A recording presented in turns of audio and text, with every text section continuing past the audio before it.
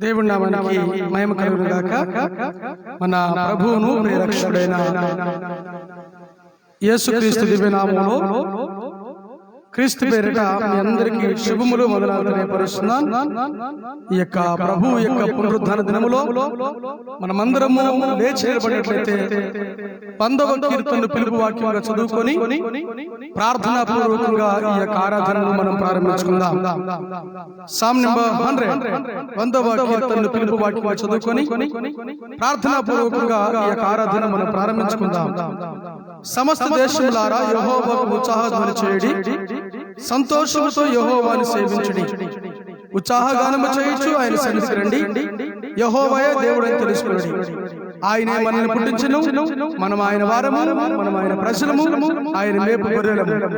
కృతజ్ఞతార్పణలు చెల్లించుచు ఆయన గుమ్మములో ప్రవేశించుడి, కీర్తనలు పాడుచు ఆయన ఆవరణములో ప్రవేశించుడి. ఆయన స్తుతించుడి, ఆయన నామము గణపరచుడి. యెహోవా దయాళుడు, ఆయన కృప నిత్యముండును, ఆయన సత్యము తరతరములును. దేవుడు తన పరిశుద్ధ మాటలు దీవించి ఆశీర్వదించి మన వినికిడిలో భద్రపరచును గాక. ప్రార్థన చేసుకుందాం. పరిశుద్ధుడా, ప్రేమ నమ్మకమైన తండ్రి, దయగలిగిన మా యేసయ్య, మీ వందనాలు. ఈ యొక్క ఉదయకాల సమయంలో మేమందరం కూడా చేరి మీ నామాన్ని గణపరచడానికి, మీ నామాన్ని హెచ్చించడానికి మీరు మాకు ఇచ్చినటువంటి శ్రేష్టమైన అవకాశం బట్టి మీ వందనాలు, స్తుతులు, స్తోత్రములు తెలియపరచుకుంటున్నాను. ఇక ఉదయకాల సమయంలో ప్రభువా, కొద్ది క్షణాలు మీ సన్నిధిలో మేము గడిపోతుండగా చక్కని పాటల ద్వారా మీ నామానికి మహిమ పొందుకోండి. వాక్యము ద్వారా మీరుండి మాతో మాట్లాడి మీ నామానికే మహిమ, ఘనత, ప్రభావం మీరు పొందుకోమని తలలో వంచిన ప్రతి ఒక్క బిడ్డను కూడా పేరు పేరు వరుసను దీవించి ఆశీర్వదించమని, మీ ప్రత్యేకమైన దీవెనలు కుమ్మరించమని మమ్మల్ని అందరినీ మీ దయగల హస్తాలకు అప్పగిస్తున్నాం. చేరి వచ్చిన ప్రతి ఒక్క బిడ్డను దీవించండి. రావాల్సిన వారిని త్వరగా మరియు క్షేమంగా మా మధ్యలోకి మీరు నడిపించి మీ నామానికి మహిమ పొందుకోమని యేసుక్రీస్తు దివ్య నామమును అడిగి వేడుకుంటూ ప్రార్థన చేస్తూ ఈ యొక్క ఆరాధనను ప్రారంభిస్తున్నాము తండ్రి. ఆమేన్, ఆమేన్, ఆమేన్. కొన్ని గీతాలను పాడుతూ ప్రభు నామాన్ని మహిమ పరుద్దాం. అందరూ కలిసి ప్రభుత్వం చూస్తూ దేవుడి నామాన్ని హెచ్చిస్తూ కొద్ది క్షణాలు ప్రభుకి మన హృదయాలు సమర్పిద్దాం.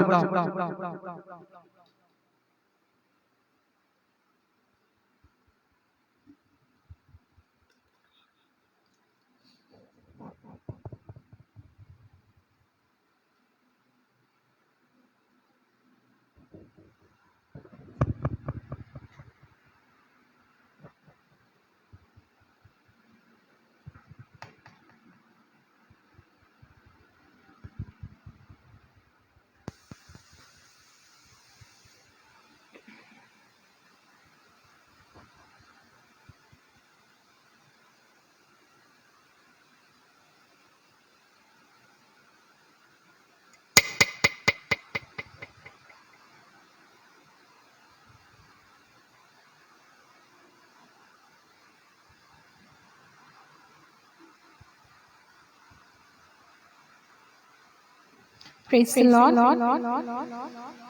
आज इस सुबह के समय हम परमेश्वर की आराधना करेंगे, उनकी महिमा करेंगे।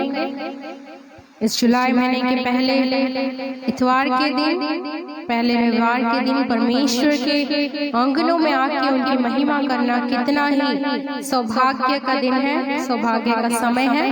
इसलिए आइए हम सब एक मन होकर परमेश्वर के नाम की महिमा करेंगे, उनकी स्तुति करेंगे। पहले हम तेलुगु गीत को गाएंगे। నేను స్తుతించిన చాలు నా బ్రతుకు దినములో, నిన్ను పొగడిన చాలు నా గుండె గుడిలో. ఈ పాట పాడుచు ఆయన మహిమ పరుస్తాం. స్తోత్రం. Thank you lord.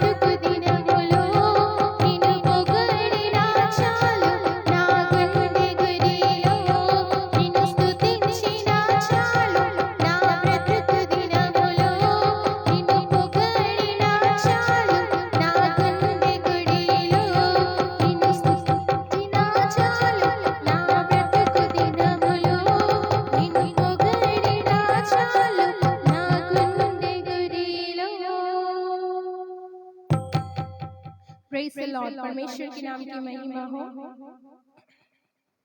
एक और गीत गा के हम परमेश्वर के नाम की महिमा करेंगे। तेलुगु गीत को हम गाएंगे। नीवु लेनी रोजु असलु रोजे कादया, नीवु लेनी ब्रतुकु असलु ब्रतुके कादया। इस गीत को गा के हम परमेश्वर के नाम की महिमा करेंगे।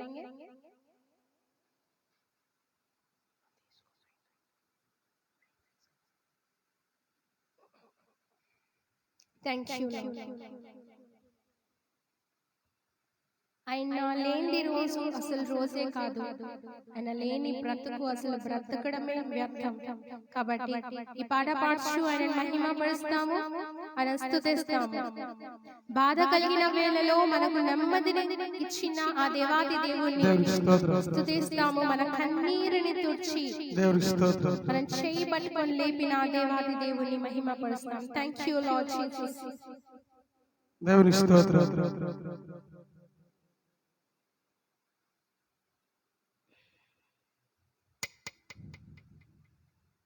హల్లెలూయా.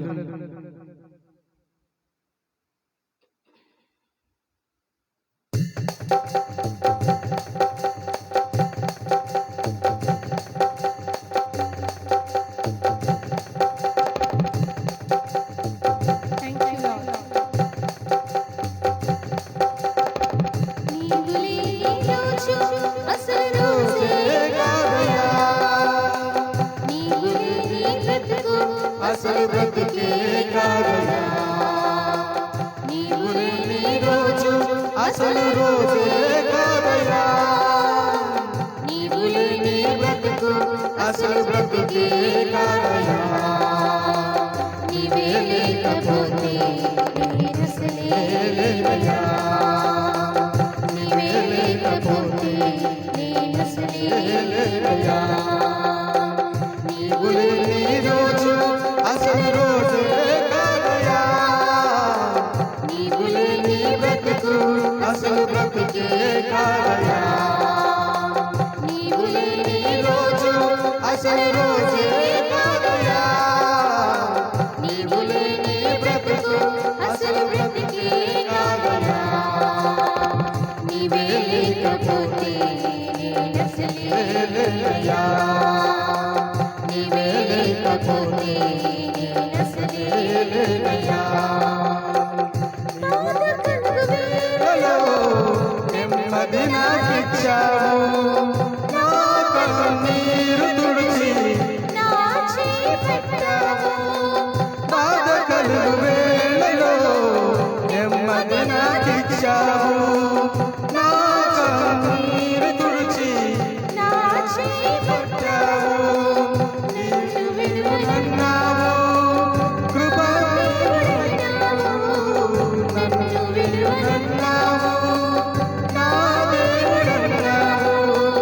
నీవే లేకపోతే నేనసలే లేనయ్యా, నీవే లేకపోతే నేనసలే లేనయ్యా. నీవు లేని రోజు అసలు రోజే కాదయా, నీవు లేని బ్రతుకు అసలు బ్రతుకే కాదయా, నీవు లేని రోజు అసలు రోజే కాదయా, నీవు లేని బ్రతుకు అసలు బ్రతుకే కాదయా. నీవే లేకపోతే నేనసలే లేనయ్యా, నీవే లేకపోతే నేనసలే లేనయ్యా, నీవే లేకపోతే నేనసలే లేనయ్యా, నీవే లేకపోతే నేనసలే లేనయ్యా.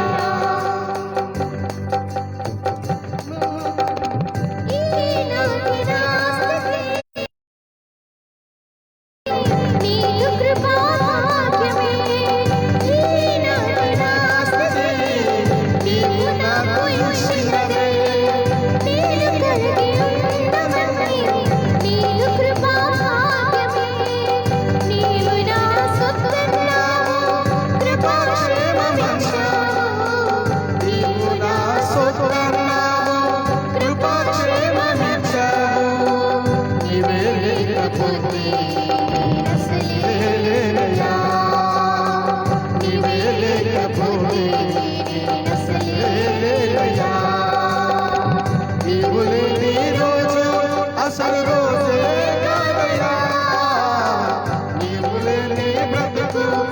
అసలు బ్రతుకే కాదయా నీవు లేని రోజు అసలు రోజే కాదయా నీవు లేని బ్రతుకు అసలు బ్రతుకే కాదయా నీవే లేకపోతే నేనసలే లేనయ్యా నీవే లేకపోతే నేనసలే లేనయ్యా నీవు లేని రోజు అసలు రోజే కాదయ్యా నీవు లేని బ్రతుకు అసలు బ్రతుకే కాదయ్యా నీవు లేని రోజు అసలు రోజే కాదయ్యా నీవు లేని బ్రతుకు అసలు బ్రతుకే కాదయ్యా నీవే లేకపోతే నేనసలే లేనయ్యా నీవే లేకపోతే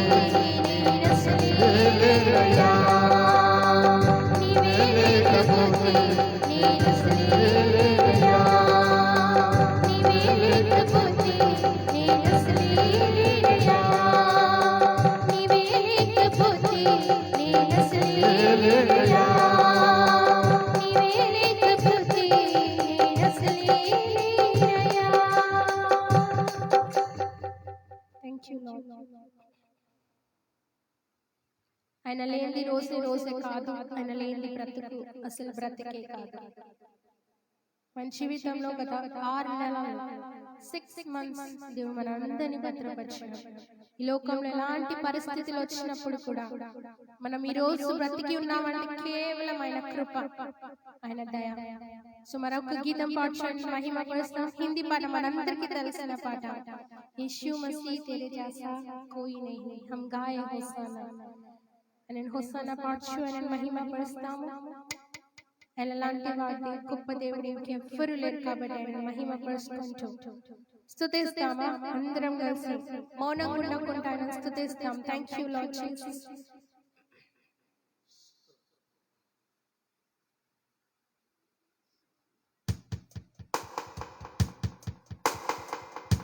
पूरे मन के साथ हम समर्पण करके आराधना करें, क्योंकि हम आज यहाँ पर आए हैं परमेश्वर की आराधना करने के लिए और उनकी नाम की महिमा करने के लिए हम आए, तो उनके नाम की महिमा करें. Thank you Lord Jesus.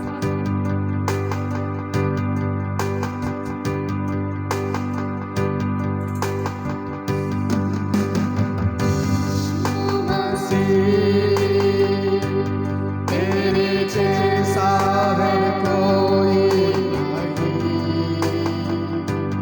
तेरे चरणों में झुके आसमां महिमा गाए सभी यीशु मसीह तेरे जैसा है कोई नहीं तेरे चरणों में झुके आसमां और महिमा गाए सभी हम गाए हो सारा तू राजा होगा है राजा तेरी महिमा होगी सदा है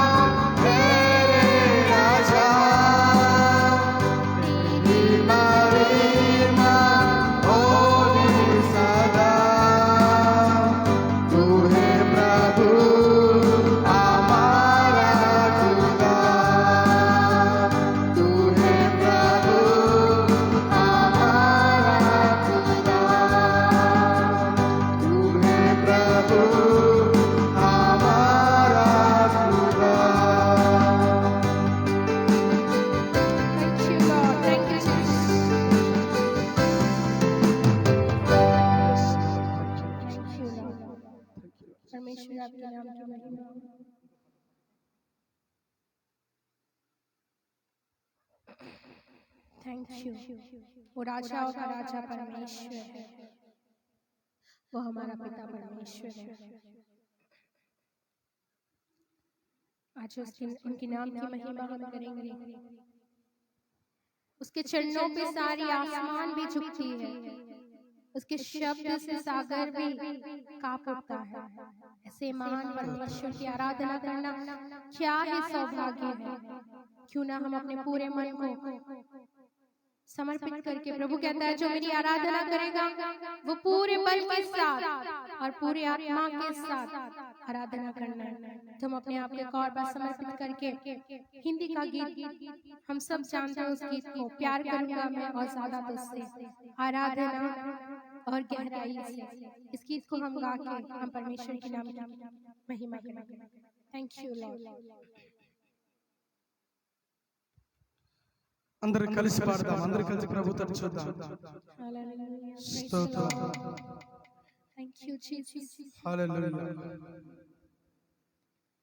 Thank you Lord Jesus. Hallelujah. इस गीत को हम सब मिलकर ताली बजा के परमेश्वर के नाम की आराधना करें। Thank you Lord.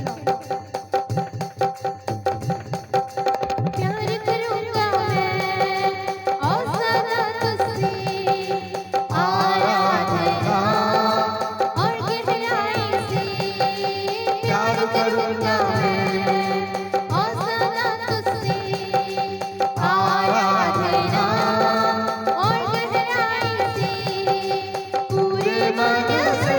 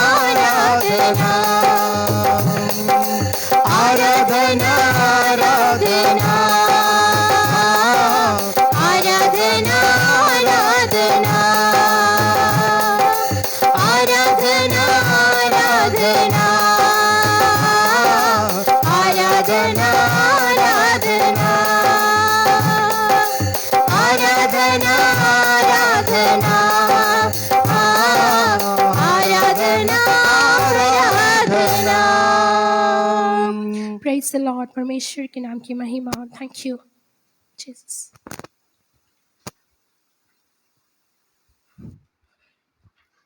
రైట్ प्रभु नाम की महिमा कलगुन गाका।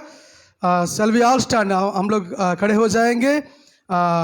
भजन 14 भजन को उत्तर प्रत्युत्तर से पढ़ेंगे। हमारा बीच में ब्रदर जॉनसन है, वो हम लोग को अगुवाई करेगा।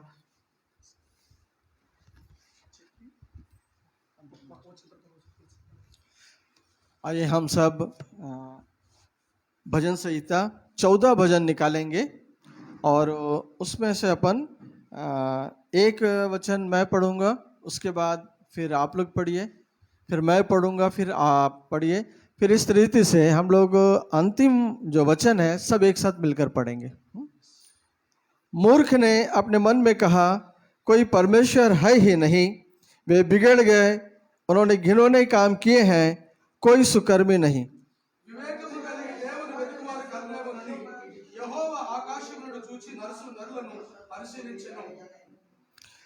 वे सब के सब भटक गए, वे भ्रष्ट हो गए, कोई सुकर्मी नहीं, एक भी नहीं।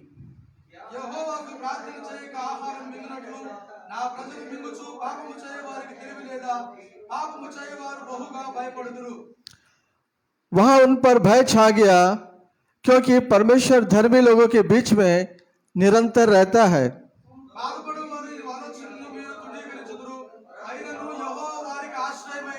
हम सब सातों वचन एक साथ मिलकर पढ़ेंगे। भला होता है कि इज़राइल का उद्धार सियोन से प्रकट होता। जब यहोवा अपनी प्रजा को दासत्व से लौटा ले आएगा, तब याकूब मगन और इज़राइल आनंदित होगा। अब आइए हम आराधना में जाएंगे, सिस्टर गीत गाएंगे।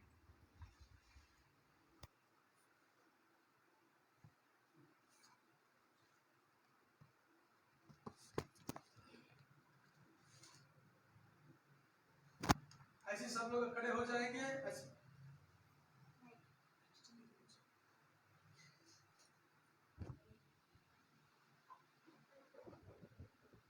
Praise the Lord. हम सब अपने आप को समर्पित करेंगे। थोड़ी देर हम आराधना में जाएंगे। अब तक हमने गीतों द्वारा प्रार्थना में रहेंगे।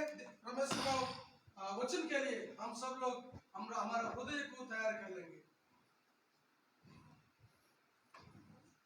हम अपने मनों को समर्पित करके हम प्रार्थना करेंगे। प्रभु का वचन बोने जाने से पहले, वचन एक बीज के समान है, इसीलिए एक अच्छी भूमि पे गिरेगा तो फलवंत होगा। तो आज जब हम अपने आप को आराधना में समर्पित करेंगे, तो प्रभु का वो वचन जो है हमारे जीवन में फलवंत होगा।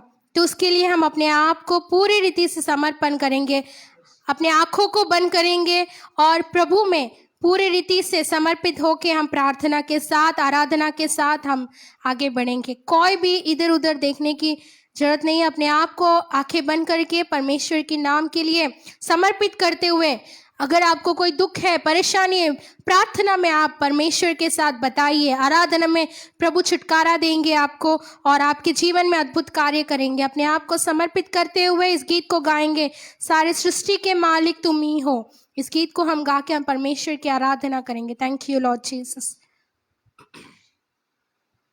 अपने आप को समर्पित करें परमेश्वर के लिए। उनके संविधान में अपने आप को समर्पित करके हुए आराधना करेंगे। Thank you Lord. इस गीत को हम सब जानते हैं, इसीलिए जब हालेलुया आएगा तो हम अपने हाथों को उठा के परमेश्वर की आराधना करेंगे। Thank you Lord.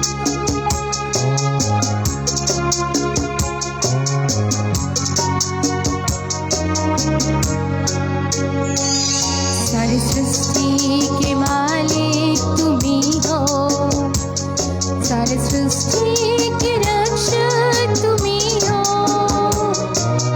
करते हैं तुझको सादर प्रणाम, गाते हैं तेरे गुणगान।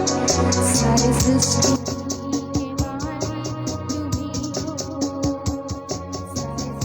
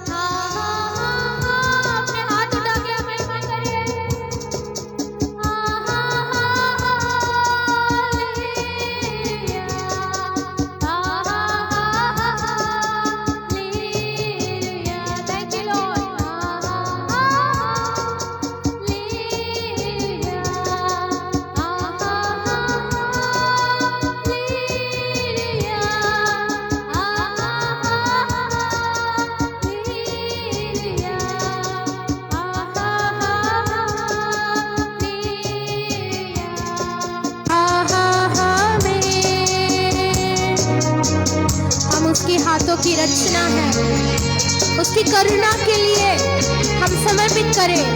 प्रभु, आपके अलावा हमारे जीवन में और कोई नहीं है पिता, आपकी करुणा हमें चाहिए पिता। धन्यवाद परमेश्वर। प्रभु, हम आपके हाथों की रचना है पिता, आपके अलावा हमारा इस दुनिया में और कोई नहीं है पिता। समर्पित करें। हम हैं तेरे हाथों की रचना, हम पर रहे तेरी करुणा, तन मन धन हमारा तेरा है, इन्हें शैतान को छूने न देना। हम हैं तेरे हाथों की रचना, हम पर रहे तेरी करुणा, तन मन धन हमारा तेरा है, इन्हें शैतान को छूने न देना। हा हा हा हा ले पूरे मन से कहे हालेलुया। हा हा हा हा लेलुया। हा हा हा हा लेलुया। हा हा हा हा लेलुया। हा हा हा हा लेलुया। हा हा हा हा लेलुया। हा हा हा फिर से इसी चरण को हम गाएंगे, बोलेंगे प्रभु, मेरा तन मन धन आपका है, शैतान के हाथ में आप मत दीजिए प्रभु, आप छूने मत दीजिए पिता। कोई भी बीमार को हमारे ऊपर अधिकार नहीं है पिता। आपके और आपके पास हम आते करके, हम समर्पित करके फिर से कहे प्रभु, हम आपके हाथों की रचना है। Thank you Lord.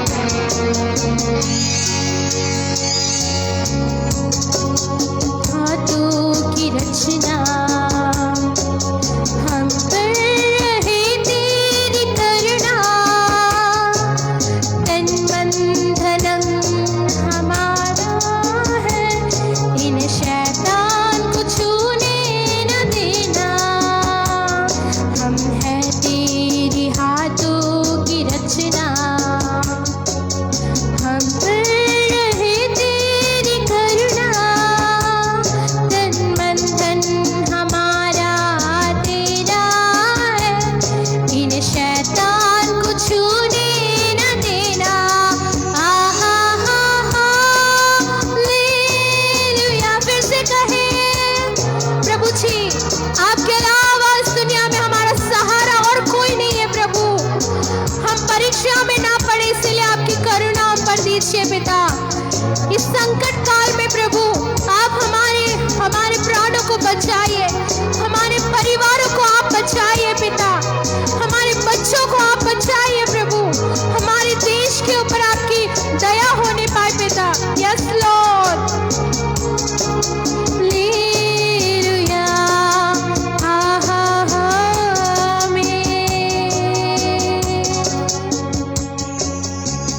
Praise the Lord. Thank you, Jesus. Hallelujah. धन्यवाद प्रभु जी, आपके नाम की महिमा हो। धन्यवाद धन्यवाद धन्यवाद प्रभु जी। Thank you Lord. आइए हम प्रार्थना करेंगे वचन में जाने से पहले। धन्यवाद धन्यवाद स्तुति स्तुति स्तुति तारीफ के योग्य पवित्र परमेश्वर पिता, एक बार हम फिर से आपके पवित्र चरणों के पास में आते हैं प्रभु जी। ये सुंदर समय देने के लिए हम आपको धन्यवाद देते हैं प्रभु जी। Yes Lord. ये स्थान देने के लिए हम आपको धन्यवाद देते हैं प्रभु जी। आपके लोगों के साथ मिलकर आपको धन्यवाद देने का सौभाग्य दे, इसके लिए धन्यवाद देते हैं प्रभु जी। यहाँ पर उपस्थित हर एक व्यक्ति को हम आपके पवित्र बलवंत और विश्वासियों के हाथों में सौंपते हैं प्रभु जी। हर एक के हृदय को, हर एक के मन को, हर एक के जीवन को प्रभु जी अपने लहू से धो करके प्रभु यस प्रभु जी, आपने कहा जो कोई मेरे पास आएगा उसे मैं ना निकालूंगा। Yes Lord. प्रभु जी, हर एक के जरूरतों को आप जानते हैं प्रभु। Yes Lord. हर एक व्यक्तियों की आवश्यकताओं को आप जानते हैं प्रभु जी। आप उनसे बातें कीजिए प्रभु जी। वे प्रभु जी आपके पास में आए हैं प्रभु जी। इसी रीति से प्रभु जी आज के वचन के लिए भी हम प्रार्थना करते हैं। यस प्रभु जी, लॉर्ड, यस आप अपने दास के माध्यम से जो बातें बोलना चाहते हैं प्रभु जी, उन्हें क्रूस की आड़ में लेकर के प्रभु जी आप हमसे बोलिए और हमसे बातें यस कीजिए यस प्रभु लॉर्ड, जी। Yes Lord, yes Lord. आपके बच्चे सब आपके स्वर सुनना चाहते हैं प्रभु जी, हर Yes, एक Lord. से आप बातें कीजिए प्रभु जी। यस लॉर्ड, ये कार्य आपका है प्रभु जी। यस लॉर्ड, इस कार्य में पवित्र आत्मा परमेश्वर आपकी सहायता एवं अगुवाई को चाहते हैं, यस लॉर्ड, ताकि हम हर एक बातों में पिता हम अपने जीवन से आपकी महिमा कर सके, इस धरती पर आपकी इच्छा पूरी कर सके, आपके प्रति विश्वास योग्य जीवन जी यस सके। यस दया लॉर्ड, कीजिए। हर एक बातों में हम आपको धन्यवाद देते हुए यह प्रार्थना हमारा उद्धार करता प्रभु यीशु मसीह के अति पवित्र नाम से मांगते पिता, दया से सुन और ग्रहण कर पिता। आमेन आमेन आमेन आमेन। प्लीज कृपया बी आप सीटेड, सब अपने स्थानों में बैठ जाइए, ప్లీజ్ బి సీటెడ్। అందరు కూర్చుందాం। सब लोग बैठ जाइए। ప్రభు నామానికి మహిమ కలుగును గాక। प्रभु के नाम को महिमा मिले। ఈ యొక్క ఉదయకాల సమయంలో మనందరూ ఇటు విధంగా కూడుకోవడం ఎంతో ఆశీర్వాదకరము। आज सुबह के समय में इस रीति से हम सब मिलकर परमेश्वर की स्तुति करना कितना आशीषदायक बात సో है। ఈ ఉదయకాల సమయంలో కొద్ది క్షణాలు దేవుని యొక్క మాటలను మనం ధ్యానించబోతూ ఉన్నాం। इस सुबह के समय कुछ क्षण हम परमेश्वर के वचनों पर हम ध्यान करने जा रहे हैं। చాలా దినముల తర్వాత ఇటు విధంగా మనము లాక్డౌన్ తర్వాత ఇటు విధంగా కూడుకోవడానికి దేవుడు అవకాశం ఇచ్చాడు। बहुत दिनों के बाद में लॉकडाउन के बाद इस तरह से हम सब मिलकर परमेश्वर की आराधना करने का समय परमेश्वर ने हमें दिए हैं। మనము ఇళ్లలో ఉండి ఎంత కృంగిపోయి ఉంటామో, हम देखते हैं घर में हम रहते हुए कितने तकलीफों का सामना किए, ఎందుకంటే యేసయ్య సన్నిధికి వెళితేనే ఆ ఆనందము ఆ సంతోషము। क्योंकि हम परमेश्वर के भवन में ही जाते हैं तो खुशी वो आनंद हमें मिलता है। బైబిల్ గ్రంథంలో 16వ కీర్తన 11వ వచనాన్ని ఒకసారి గమనిద్దాం। हम देखते हैं बाइबल में 16 भजन और उसका 11 वचन में देखते हैं। చూడండి 16వ కీర్తన 11వ వచन। हम देखते हैं भजन 16 भजन उसका 11 वचन। पढ़िए। तू मुझे जीवन का रास्ता दिखाएगा, तेरे निकट आनंद की भरपूरी है, तेरे दाहिने हाथ में सुख सर्वदा बना रहता है। అక్కడ రాయబడి ఉన్న మాట నీ సన్నిధిలో సంపూర్ణమైన సంతోషములు కలవని రాయబడి ఉంది। यहाँ पे लिखा है कि आपके यहाँ लिखा तेरे निकट आनंद की भरपूरी है। సో పరమేశ్వర దేవుని యొక్క సన్నిధిలో ఎల్లప్పుడూ నిత్య సంతోషము దొరుకుతుంది। क्योंकि हमेशा परमेश्वर के भवन में उनकी उपस्थिति में हमें आनंद मिलता है। సో ఏదైనా ఊరికి వెళ్తున్నాం అనుకోండి, ఎంత సంతోషంగా అయితే వెళ్తామో, क्योंकि जिस रीति से हम मान लीजिए हम कहीं बाहर गांव जा रहे हैं तो कितने खुशी आनंद के साथ जाते हैं, దేవుని యొక్క సన్నిధికి వచ్చినప్పుడు కూడా అంతే సంతోషంగా రావాలి। इसी रीति से परमेश्वर के भवन में आते हैं तो वैसा आनंद हमें मिलना है। ఎందుకో తెలుసా? क्यों ऐसा मालूम है? ఈ లోకములో దొరకనివన్నీ కూడా దేవుని సన్నిధిలో దొరుకుతాయి। क्योंकि इस दुनिया में जो सारे चीजें में नहीं मिलता वो सब परमेश्वर के भवन में సంతోషం मिलता ఈ है। లోకంలో దొరకదు, खुशी इस दुनिया में नहीं मिलता, సమాధానం ఈ లోకంలో దొరకదు, समाधान इस दुनिया में नहीं मिलता, నెమ్మది ఈ లోకంలో దొరకదు। शांति इस दुनिया में नहीं मिलता। అవి కేవలం దేవుని దగ్గర మాత్రమే ये దొరుకుతాయి। सारी चीज में केवल मात्र परमेश्वर के पास हमें मिलता है। హల్లెలూయా, हालेलुया, జోర్ సే బతాయి హల్లెలూయా। जोर से बोलिए हालेलुया। సో దేవుని దగ్గర దొరుకుతాయి కాబట్టి దేవుని సన్నిధిలో సంపూర్ణమైన సంతోషం దొరుకుతుంది। क्योंकि ये परमेश्वर के पास मिलता है इसलिए परमेश्वर के निकट आनंद की भरपूरी है। ఎల్లప్పుడూ అందుకనే కీర్తనకాడు అంటాడు, దేవా నీ ఆవరణములో ఒక దినము గడుపుట 1000 దినముల కంటే శ్రేష్టం అంటాడు। इसलिए तो भजनकार कहते हैं कि कहीं और 1000 दिन बिताने की अपेक्षा परमेश्वर के भवन में एक दिन बिताना उत्तम है। సో అందుకని మనము దేవుని సన్నిధిలో ఎల్లప్పుడూ కూడా ఆనందించే వారిగా మనం ఉండగలగాలి। इस कारण हमें हमेशा परमेश्वर के उपस्थिति में आनंद के साथ जीवन बिताने वाला जीवन हमारा होना चाहिए। ఎన్నో సార్లు దేవుని మందిరానికి వెళ్తూ ఉంటాం, कई बार हम परमेश्वर के भवन में जाते हैं కానీ ఆ యొక్క సంతోషాన్ని మనం అనుభవించము। लेकिन उस आनंद को हम अनुभव नहीं कर पाते हैं। ఎన్నిసార్లు దేవుని మందిరానికి వెళ్ళినా ఏదో వెళ్తున్నాము ఏదో వస్తున్నాము అన్నట్టుగా ఉంటది, కానీ నిజంగా ఆ ఆనందాన్ని మనం అనుభవించలేము। कई बार हम परमेश्वर के भवन तो जाते हैं और आते हैं लेकिन हम कई बार वो आनंद का अनुभव अपने जीवन में नहीं कर पाते हैं। ఎందుకో తెలుసా? क्यों ऐसा आपको मालूम है? దేవుణ్ణి కేవలం పెదవులతో మాత్రమే స్తుతిస్తాం, क्योंकि हम मात्र केवल होठों से ही हम परमेश्वर की आराधना करते हैं, ఆయన్ని మనం వెంబడించము। हम उनके पीछे नहीं चलते। బైబిల్ గ్రంథంలో ఒక మాట ఉంది, बाइबल में एक वचन लिखा हुआ है, ఒక యవనస్తుడు యేసుక్రీస్తు వారి దగ్గరికి వచ్చాడు। एक जवान व्यक्ति प्रभु यीशु मसीह के पास आए। వచ్చినప్పుడు యేసుక్రీస్తు వారి దగ్గరికి వచ్చి, అయ్యా నిత్య జీవానికి వారసుడు కావాలంటే ఏం చేయాలి? उन्होंने कहा प्रभु यीशु मसीह अनंत जीवन का वारिस होने के लिए मैं क्या करूं? वो क्या कहा बताइए, आप बताइए। आप बताइए उस जवान ने क्या कहा? परमेश्वर ने यीशु मसीह ने प्रभु क्या ने कहा? उस जवान से क्या कहा? बताइए क्या कहा?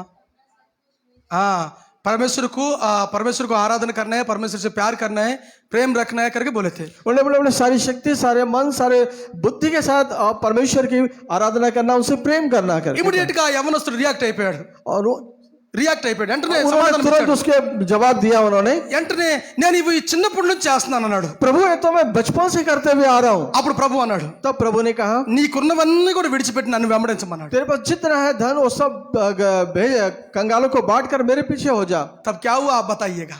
उसके बाद क्या किया उस जवान ने? यीशु मसीह ने वो बात कहने के बाद क्या हुआ? प्रभु ने जब उस जवान से उस बात को कहा तो उस जवान ने उत्तर में प्रभु से क्या कहा? चले गए कि नहीं? वो प्रभु जानते को हो, छोड़ के जानते हो चला गया कि नहीं? వెళ్ళిపోయాడా లేదా? తిరిగి వెళ్ళిపోయాడా లేదా? वो वापस चला गया कि नहीं? సో ఎందుకు వెళ్ళిపోవాల్సి వచ్చింది? क्यों उसे छोड़ करके जाना पड़ा? పరమేశ్వరుకు అతను దేవునితో ఆరాధించడానికి ఆయన ఇష్టపడుతున్నాడు. वे परमेश्वर के साथ जीवन बिताना तो चाहते हैं, కానీ ఆయన వెంబడించడానికి ఇష్టపడలేదు. लेकिन उनके पीछे चलना नहीं चाहते हैं। ఈ రోజున ప్రభు కోరుకుంటుంది ఏంటో తెలుసా? लेकिन आज के दिन प्रभु हमसे क्या चाहते हैं आपको నన్ను मालूम? వెంబడించండి. आप मेरे पीछे चलिए। అంటే దేవుని యొక్క సన్నిధికి సంవత్సరాల తరబడి మీరు వెళ్తుండొచ్చు, हो सकता है आप वर्षों से परमेश्वर के भवन में जा रहे होंगे, కానీ దేవుణ్ణి వెంబడించే వారుగా మనం ఉండాలి. लेकिन हमें परमेश्वर के प्रभु के पीछे पीछे चलने वाला होना चाहिए। దేవుణ్ణి వెంబడించడం అంటే ఏంటో తెలుసా? परमेश्वर के पीछे पीछे चलने का अर्थ क्या है? మీరు బైబిల్ తీయాల్సిన అవసరం లేదు, కానీ లేకపోతే మీరు తీసినా పర్లేదు. మొదటి యోహాను రాసిన పత్రిక, आप निकाल लीजिए बाइबल, अगर निकालना चाहे तो पहला यूहन्ना, మొదటి యోహాను రాసిన పత్రిక 2వ అధ్యాయము पहला यूहन्ना उसका दूसरा अध्याय 5-6 వచనాలు చదవండి ఒకసారి. उसका 5 और 6 वचन, 5-6 వచనాలు. उसका 5 और 6 वचन, पहला यूहन्ना दूसरा अध्याय उसका 5 और 6 वचन। ఆ, पर जो कोई उसके वचन पर चले उसे सचमुच परमेश्वर का प्रेम सिद्ध हुआ है। इसी से हम जानते हैं कि हम उसमें हैं। जो कोई यह कहता है कि मैं उसमें बना रहता हूं, उसे चाहिए कि आप भी वैसा ही चले जैसा वह चलता అక్కడ था। రాయబడి ఉన్న మాట ఏంటంటే, यहाँ पे क्या लिखा हुआ है? ఎవరైనా నేను క్రైస్తవుని అని చెప్పుకుంటే यदि कोई भी कहता है कि मैं मसीही हूँ, అతను तो క్రీస్తు వలె నడవాలి. उसे मसीह के समान चलना चाहिए। అతను దేవుడు యేసుక్రీస్తు వారు ఈ లోకంలో ఏ విధంగా ఉన్నప్పుడు ఏ విధంగా అయితే నడిచాడో, जिस प्रकार प्रभु यीशु मसीह इस दुनिया में थे, जिस रीति से वे चलते थे, అదే విధంగా మనం అందరూ కూడా ఆయన వలె నడవాలి. उसी प्रकार से हमें भी उनके अनुसार चलना है। ఒకవేళ ఆయన లక్షణాలు మనలో లేవు అనుకోండి, मान लीजिए उनके लक्षण यदि हमें नहीं है तो మనం దేవుని బిడ్డలం కానే కాదు. हम परमेश्वर के बच्चे बिल्कुल नहीं है। బైబిల్ గ్రంథంలో ప్రకటన గ్రంథం అనే ఒక గ్రంథం ఉంది. बाइबल में प्रकाशित वाक्य लिखा हुआ है। ఆ ప్రకటన గ్రంథంలో 7 సంఘాలతో దేవుడు మాట్లాడాడు. उस प्रकाशित वाक्य में 7 कलीसियाओं से प्रभु यीशु मसीह ने बातें की हैं। అందులో ఒక సంఘాన్ని పిలిచి, उसमें एक कलीसिया के बारे में कहते हुए, సంఘమా నువ్వు బ్రతుకున్నవే గాని చచ్చిన వ్యక్తివే అని అన్నాడు. उन्होंने उस कलीसिया से कहते तू जीविता तो कहलाता है पर है मृतक। సంఘానికి చాలా మంది వెళ్తున్నారు. ఆ సంఘానికి उस कलीसिया में बहुत सारे लोग जाते हैं, అనేక ఆరాధన చేస్తున్నారు, वे आराधना करते हैं, దేవుని వాక్యం వింటున్నారు. वे परमेश्वर के वचन सुनते हैं, కానీ దేవుడు ఏమన్నాడు తెలుసా? लेकिन प्रभु उनसे क्या कहते हैं ఆయన मालूम? అంటున్నాడు, మీరు బ్రతుకున్నారనే గాని చచ్చిన వారి కింద లెక్క అంటున్నాడు. लेकिन तू जीविता तो कहलाता है पर है मृतक। ఎందుకు ఆ మాట అన్నాడు తెలుసా? क्यों प्रभु ऐसे कहे मालूम है? క్రైస్తవులుగా దేవుని సన్నిధికి వస్తున్నారు, पर मसीह के रूप में परमेश्वर के भवन में आते तो हैं, దేవుని సన్నిధిలో ఉండాలని ఆశపడుతున్నారు, परमेश्वर के भवन में ये रहना चाहते हैं, इसकी आशा तो है, కానీ ఆయన వల్లే నడవడానికి ఇష్టపడలేదు. लेकिन प्रभु के समान वो चलना नहीं चाहते। ఈ రోజు ప్రభు నీ నుంచి నా నుంచి కోరుకుంటుంది ఏంటో తెలుసా? आज प्रभु और आपसे मुझसे क्या चाहते हैं आपको मालूम है? ఆయన వల్లే మనం ఉండాలి. उनके समान हम रहे। ఆమేన్. आमीन, పద చెప్పాలి ఆమేన్. आमीन, सब कहिए आमीन। ఉదయం లెగవగానే ప్రార్థించి ఆయన జీవితం ప్రార్థనతో మొదలవుతుంది. उनका जीवन देखिए, सुबह उठते साथ ही वे दिन का आरंभ प्रार्थना से करते थे। ఆ ప్రార్థించే జీవితం మనకు కావాలి. वो प्रार्थना का जीवन हमें चाहिए। యేసుక్రీస్తు ప్రభువు వారిని దేవుడు ఏం చేశాడంటే ఒక ఉన్నతమైన స్థానంలో హెచ్చించాడు. యేసుక్రీస్తు ప్రభువు వారిని దేవుడు ఉన్నతమైన స్థానంలో హెచ్చించాడు. प्रभु यीशु मसीह को परमेश्वर पिता ने एक उन्नत स्थाई पे रखे। అన్ని నామముల కంటే పై నామముగా ఆయన చేశాడు. उन्हें सब नामों में श्रेष्ठ नाम दिए। ఈ రోజున అదే విధంగా నిన్ను నన్ను కూడా చేయాలని ప్రభు इसी ఇష్టపడుతున్నాడు. प्रकार से आज हमें और आपको भी परमेश्वर उस रीति से बनाना चाहते हैं। ఎందుకో తెలుసా? क्यों ऐसा आपको मालूम है? యేసయ్య మన అన్న, क्योंकि प्रभु यीशु मसीह हमारे एक बड़े भाई हैं। అందుకనే ఆయన్ని ఏ ప్రేమతో అయితే దేవుడు చూశాడో అదే ప్రేమను మన పట్ల కలిగి ఉన్నాడు. जिस प्रेम से पिता परमेश्वर ने प्रभु यीशु मसीह से प्रेम किए, वही प्रेम पिता परमेश्वर हमसे भी करते సో हैं। అందుకని ఆయన దేవుడు యేసుక్రీస్తు వారిని అన్ని నామముల కంటే పై నామముగా ఏ విధంగా అయితే హెచ్చించాడో నిన్ను నన్ను కూడా అదే విధంగా హెచ్చించడానికి దేవుడు ఇష్టపడుతున్నాడు. जिस रीति से परमेश्वर पिता ने सारे नामों में श्रेष्ठ नाम प्रभु यीशु मसीह का नाम को किए हैं, उसी प्रकार से हमारे नामों को भी परमेश्वर पिता ऊंचा उठाना चाहते हैं। अब आप कहिएगा कि कब परमेश्वर हम लोग को ऊंचा स्थान में रखेगा? आप ये कह सकते हैं कि कब परमेश्वर हमें ऊंचे स्थान में रखेंगे? हम लोग जब यीशु मसीह का जैसा हम लोग चलेंगे, इस दुनिया में चलेंगे, तभी हम लोग को परमेश्वर क्या करेगा? एक ऊंचा स्थान में हम लोग को रखेगा, है कि जब नहीं? प्रभु यीशु मसीह के समान जब हम चलेंगे तब परमेश्वर पिता हमें भी एक ऊंचे स्थान में యేసు ప్రభులు వారు అదే కోరుకుంటున్నాడు. रखेंगे। प्रभु यीशु मसीह यही हमसे चाहते हैं। నేను ఉన్న సింహాసనం మీద నిన్ను కూర్చోబెట్టాలని నేను ఆశపడుతున్నాను. जिस सिंहासन पर मैं बैठा हूं, उस सिंहासन पे आपको बैठाना चाहते हैं। అందుకని యేసుక్రీస్తు వారు ఈ లోకంలో ఉన్నప్పుడు ఎక్కువ సార్లు వాడిన మాట ఏంటో తెలుసా? నన్ను వెంబడించు. जब प्रभु यीशु मसीह इस दुनिया में थे, बहुत बार एक शब्द का उपयोग किए थे, वो ये थे कि मेरे पीछे पीछे चलो। చాలా మంది అదే ఎగ్జాంపుల్ నేను మీకు తెలియపరుస్తాను. చూడండి, మార్కు సువార్త 7వ అధ్యాయము 6వ వచనం చూడండి ఒకసారి. हम देखेंगे मरकुस रचित सुसमाचार 6वां अध्याय उसका 7वां वचन हम देखेंगे। మార్కు సువార్త 7వ అధ్యాయము 6వ వచనం ఒకసారి మీరు గమనించండి. मरकुस रचित सुसमाचार उसका 7वां अध्याय 6वां वचन। 6వ వచనం. ఎస్, मरकुस रचित सुसमाचार 7वां अध्याय उसका 6वां वचन में हाँ। उसने उनसे कहा, यशायाह ने तुम कपटियों के विषय में बहुत ठीक भविष्यवाणी की, जैसे लिखा है, ये लोग होठों से मेरा आदर करते हैं पर उनका मन मुझसे दूर रहता है। ఏం దూరంగా ఉందంట? क्या दूर है? मन दूर है, परमेश्वर से दूर है. लेकिन मन उनका परमेश्वर से दूर है, लेकिन పాటలు అయితే పాడుతున్నారు, वे गीत तो गाते हैं, చర్చికి అయితే వెళ్తున్నారు, वे चर्च तो आते हैं, కానీ ఏమవుతుంది? लेकिन क्या होता है? మనసు యేసయ్యతో లేదు.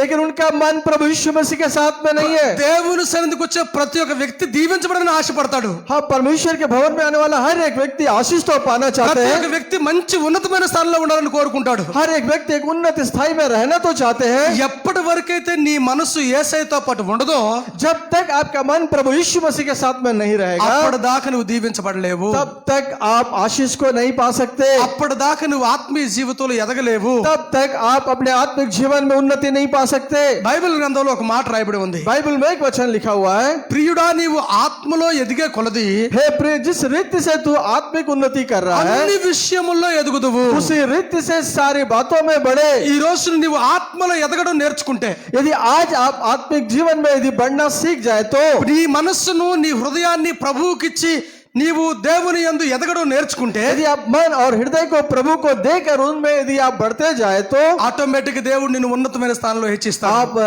अपने आप देखिए, प्रभु यीशु मसीह आपको उन्नत स्थाई पे ले जाएंगे। ప్రభు ఏమన్నాడు? प्रभु यीशु मसीह क्या कहे?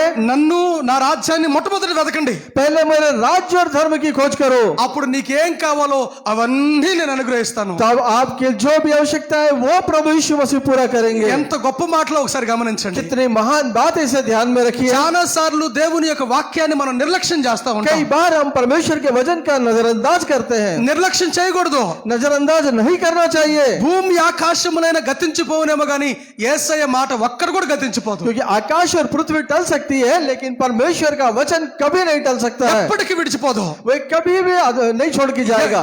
దేవుడు ఒక మాట చెప్పారంటే ఆ వాగ్దానాన్ని ఖచ్చితంగా మన జీవితంలో నెరవేర్చే తీరుతాడు. यदि परमेश्वर एक वचन कहे तो वे निश्चित रूप से हमारे जीवन में पूरा करेंगे। అందుకని ఆయన అంటాడు, इस कारण वे कहते हैं, నన్ను వెంబడించండి. मेरे पीछे चलो। నన్ను వెంబడించండి అంటే मेरे पीछे चलो, इसका अर्थ क्या है? ఆయన వలే నడవాలి, उनके समान हमें चलना है, ఆయన వలే పవిత్రత కలిగి జీవించాలి, उनके समान पवित्र जीवन जीना है, ఆయన వలే మనము విధేయత కలిగి జీవించాలి, उनके समान एक आज्ञाकारी जीवन जीना है, ఆయన వలే మనం తగ్గింపు జీవితాన్ని కలిగి ఉండాలి. उनके समान एक नम्र जीवन जीना है। అయితే ఆ మాటలు లూకాసు వార్తలో చూడండి ఒకసారి ఏమంటున్నాడు. और हम देखें लूका रचित सुसमाचार में हम देखते हैं क्या कहते हैं। లూకాసు వార్త 6వ అధ్యాయం 36వ వచనము लूका 6 अध्याय उसका 36 वचन, చూడండి అక్కడ ఏమన్నాడు. यहाँ पे क्या कहते हैं? నేను కాబట్టి మీ తండ్రి కనికరము గలవాడైనట్టు మీరును కనికరము గలవాడైనుడి అని అంటున్నాడు. लिखा है 6 और उसका 36 वचन में, लूका रचित सुसमाचार।